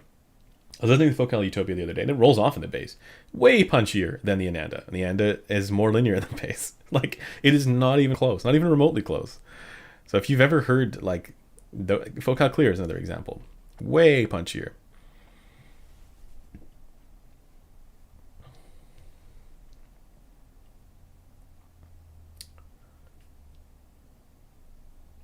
And that was also one of the confounding things about when ASR did that whole Ananda air gap debacle.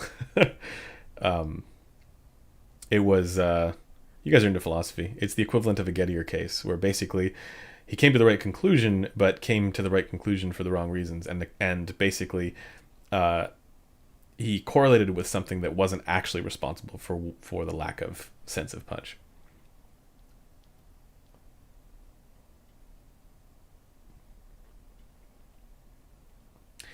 Focal Utopia or Meza Utopia, easily. How many headphones do you got? I only own like 3 headphones. This is Danda's HE6. I don't own this one. There's the HES6 SE here. There's a V2, which is Anthony's. LCD-X is Audeze's. The XC is mine. My company, they gifted it to me, so I didn't actually buy it. But the Verite is mine, and then I own an Allegia somewhere. I think that's it. I've sold all my IEMs. But this is the thing, is like, it doesn't make sense for me to own headphones because I'm constantly evaluating them. At some point I'll probably buy some headphones. So, like, I want to buy a Susvara because it's the best I've ever heard, and Yeah, but it's so expensive, and I live in Vancouver. I can't afford anything.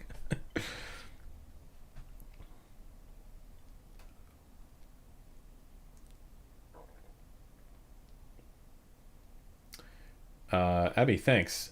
Reshell U12T or get custom ear tips for it?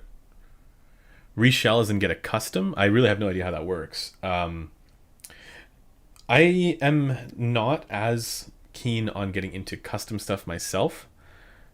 I can't really answer that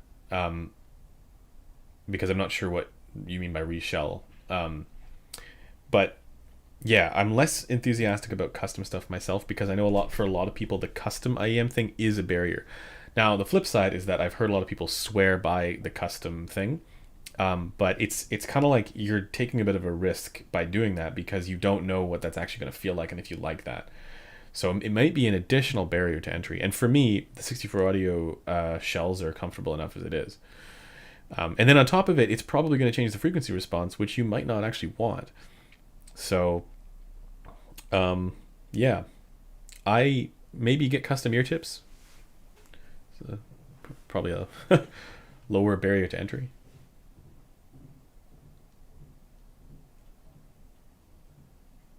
Do you think that buying a used IEM to try and afterwards selling them to finance the loop is a recipe for disaster and dissatisfaction? Yeah, I'm not a fan of doing the used IEM thing personally. I don't like that. I mean, I've done it, but yeah, not a fan.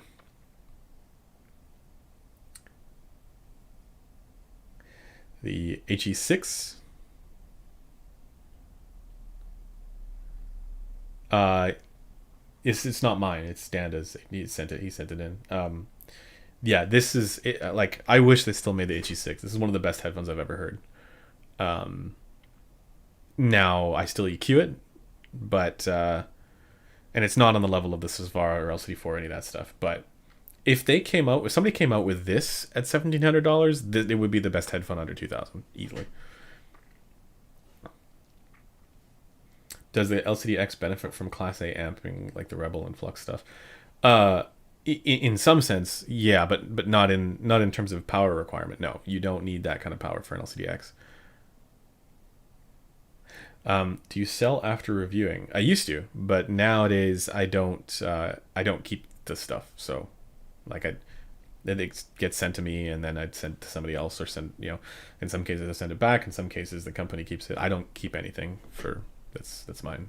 Yeah. The only time that happened was I got gifted the LCD XC. That's it. Because I liked it a lot, and they were kind enough to be like, hey, have it. I was like, oh wow, thanks.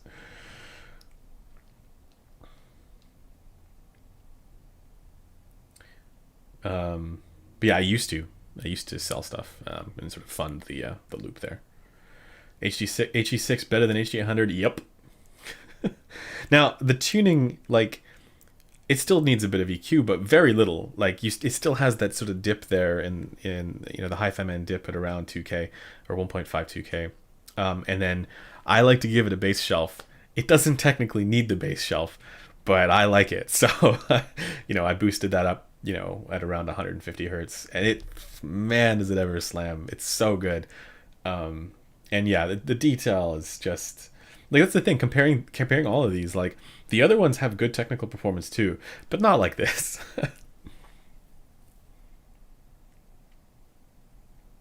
Test your psychoacoustics with Q-tips.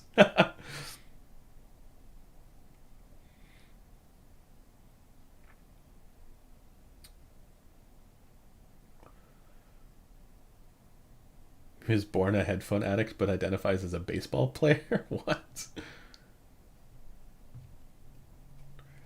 Why have you been why have you been wearing baseball caps in your recent reviews? It seems like a headphones fit. So the reason for it? Yeah, no, I don't review while wearing a baseball cap. Oh god.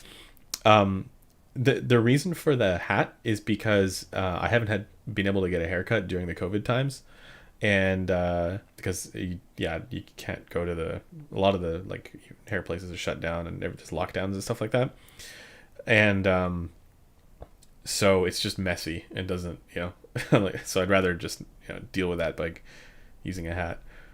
Eventually I'll just need to shave my head because it's getting ridiculous. But yeah, that's why I wear a hat.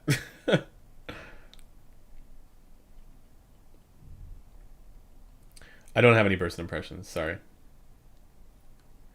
Guys, we'll do a few more questions here because I've been going for about 2 hours now.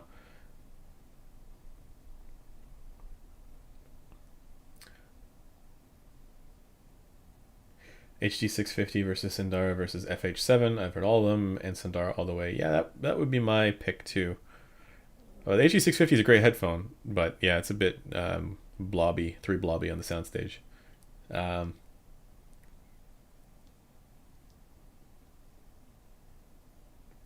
Okay, 2 more, guys, 2 more. Can low impedance headphones like the Stellia benefit from tubey sound with a tube amp? Or is there a threshold for ohm sensitivity to benefit? No. It's so even if you take a focal clear, right, and you put that on a 8 ohm out amps and sound amp, you will still get the tube character of the amps and sound amp. What you don't want to do is take a low impedance headphone like the Stellia or the Celestia or Stellia and run that off of a high output impedance tube amp, like a 32 ohm out or higher, because you're going to dramatically change the frequency response of the headphones in a bad way, right? Now, some people do this deliberately because they want that kind of sound. They want it to be more thick and bassier and stuff. But at the same time, if you want to preserve the frequency response that's there with the headphone and just get the tube character, that tubiness that you're calling it, you want to run it off of a lower output impedance out. And so that's why, these certain that's why you got to pay attention to what the output impedance is of the tube amplifier that you're looking into. But yeah, you'll still get the tube benefit there. Oh, thank you, son of Whole Horse. Thank you. You're very welcome for all the answers and reviews.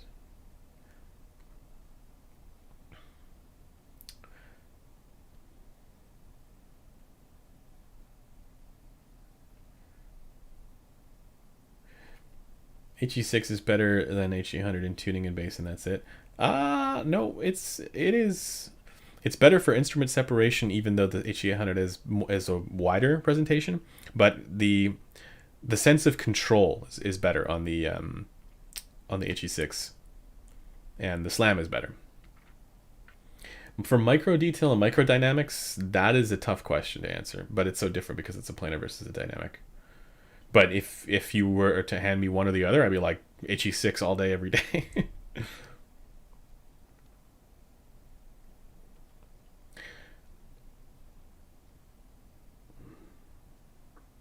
Yeah, the soundstage trick. I don't know. I think they are detailed for microdynamics, but they're not as controlled during busy passages. That's the drawback. Let's see. I mean, they're very effortless and they are clean sounding and everything, but like comparing it to an HE6 or even a HiFiMan Aria, you get a better sense of that like isolation for all the lines and stuff like that. Even though, yeah, this HE100S is a bigger soundstage. Any impressions on the AB1266 line? No. Well, I've heard it at CanJam. I heard it twice actually, and so I've talked about this before, but no, I don't think that's better than the Susvara at all, because they really got to figure out the tuning for those. The detail is there, like the technical performance is totally competitive with the Susvara, but they got to figure out the tuning, because the problem with those is that they have crazy treble, and so it's like we did a video actually from CanJam, and Metal 571 was describing what he heard, and he's right. It was like mostly solid up until like 12K or something, and it's just like massive treble air that's just not realistic. And this is the problem with some of these nanoscale planars, the high-end crazy planars like HE1000 SE has that same problem. LCD4 has that same problem. D8000 Pro to a certain extent has that as well. The only one that's got it balanced, that's got it nailed there is the Susvara. And so that's why I would recommend the Susvara over the 1266 line. But the thing is, I know they make revisions to the 1266 stuff, and I don't know what they've changed in the last year, because it's been a year since I heard that one. So they might have taken that feedback and then, made some updates, because they do revisions all the time for those. And so I'd be curious to hear one now and do a proper evaluation of it and actually listen to it in my home environment and compare that against Susvara and Utopia and all that stuff. But the problem there is that it's difficult to get that, because they don't let random folks like me review that stuff. They have very specific selected reviewers like Linus who get to review it. So I'm going to try and reach out again. I'm going to continue to try and reach out. I think a lot of people are like, wow, he's deliberately not reviewing it. No. I want to review it. I would love to review it, because it was so impressive when I heard, like for detail, when I heard it at CanJam. There's no opportunity to do so. I can't get one in. So it's a matter of, I guess, convincing them that it would be a good idea for me to review it. But yeah, from my impressions of what I heard at CanJam, I would still take this Susvara. Unless, see, here's the thing. Now, I would probably EQ it regardless, right? If there's a way for me to evaluate the Susvara side by side with the 1266, and the 1266 ends up, like, if they're EQ'd to the same target and the 1266 has better detail, then that would be a reason. And, people talk about the 1266 as being uncomfortable, and it wasn't that bad, for me at least. The default Diana 5 with the default pads was more uncomfortable somehow. But yeah, I thought the 1266, it was heavy, but heavier than the Susvara, but not that bad. Oh, you guys are all paying the super chat now. Marcus, thank you. Campfire Atlas with EQ, quite impressive. It is detailed and slams. Interested in your thoughts. Are you willing to compare older models to the new hype if fans send them to you? No. I'd rather not have people send me their stuff, just because, like, it's fine in some cases, but I'd rather not, because there's a long lead time for me to do reviews, because there's so much stuff that's coming my way that I have to review. And so I don't want to deprive people of their gear for months on end. That just it feels shitty. But there are some that, like I had a guy reached out to send me the original OG or older versions, 2018 Sundara, and I had to do that video. I had to do, not video, but I had to do the measurement and comparison there, because people were saying that there was no difference and whatnot. There is, and I measured it and it proved it. So, that was very helpful that the person reached out and was able to send that. So for those reasons, yeah, but I don't want to deprive people of their gear. Michael, thank you. What if I can't run in exclusive mode and still EQ? Does it cause any issues trying to get off of Tidal/Roon because it's money? Yeah. So my recommendation for anybody getting into EQ is to get the Piece UI get Equalizer APO and then Piece UI.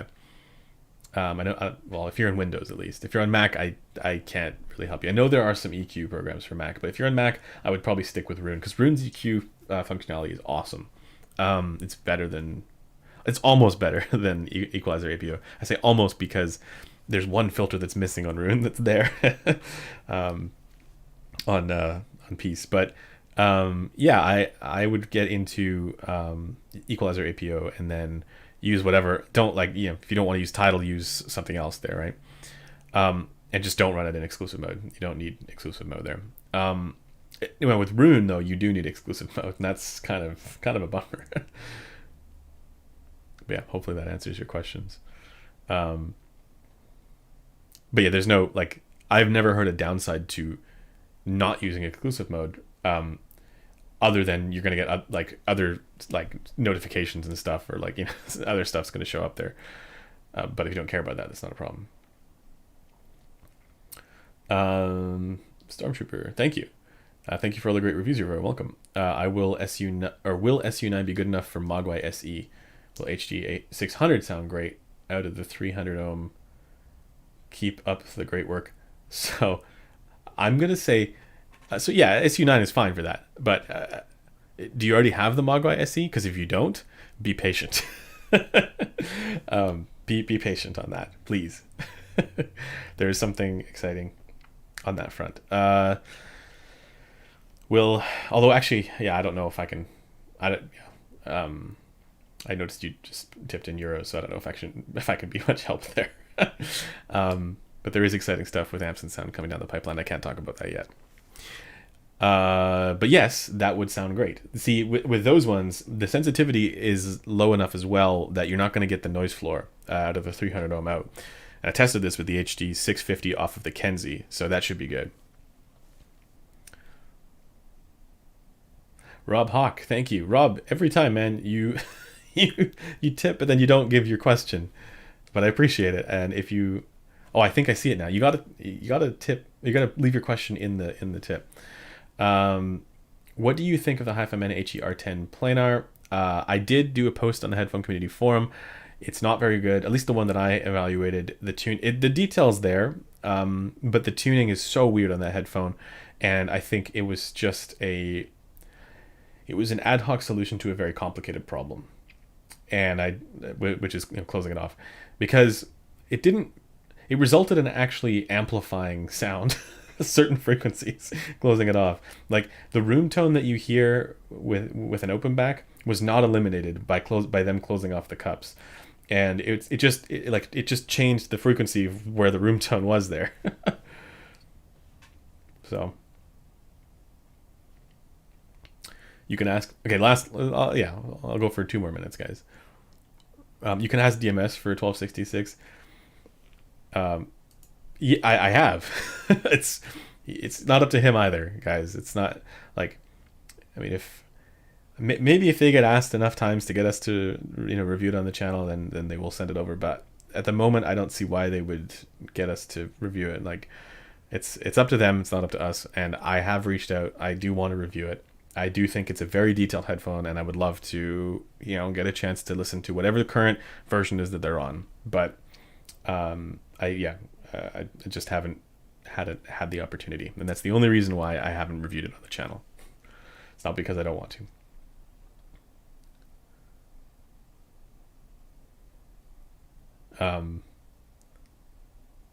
Yeah, Metal was describing the TC.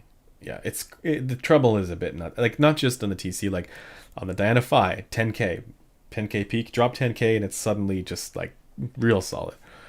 There's a few other things there, but man, like the detail there is really good. Like with planars that are really detailed, that is a problem. Like the treble, getting the treble to be balanced is tough. And so that's why I say, like, Abyss, if they can figure that out, then they'll be on the right track. I hope they do. I hope they have. Is HE6 better than HE500?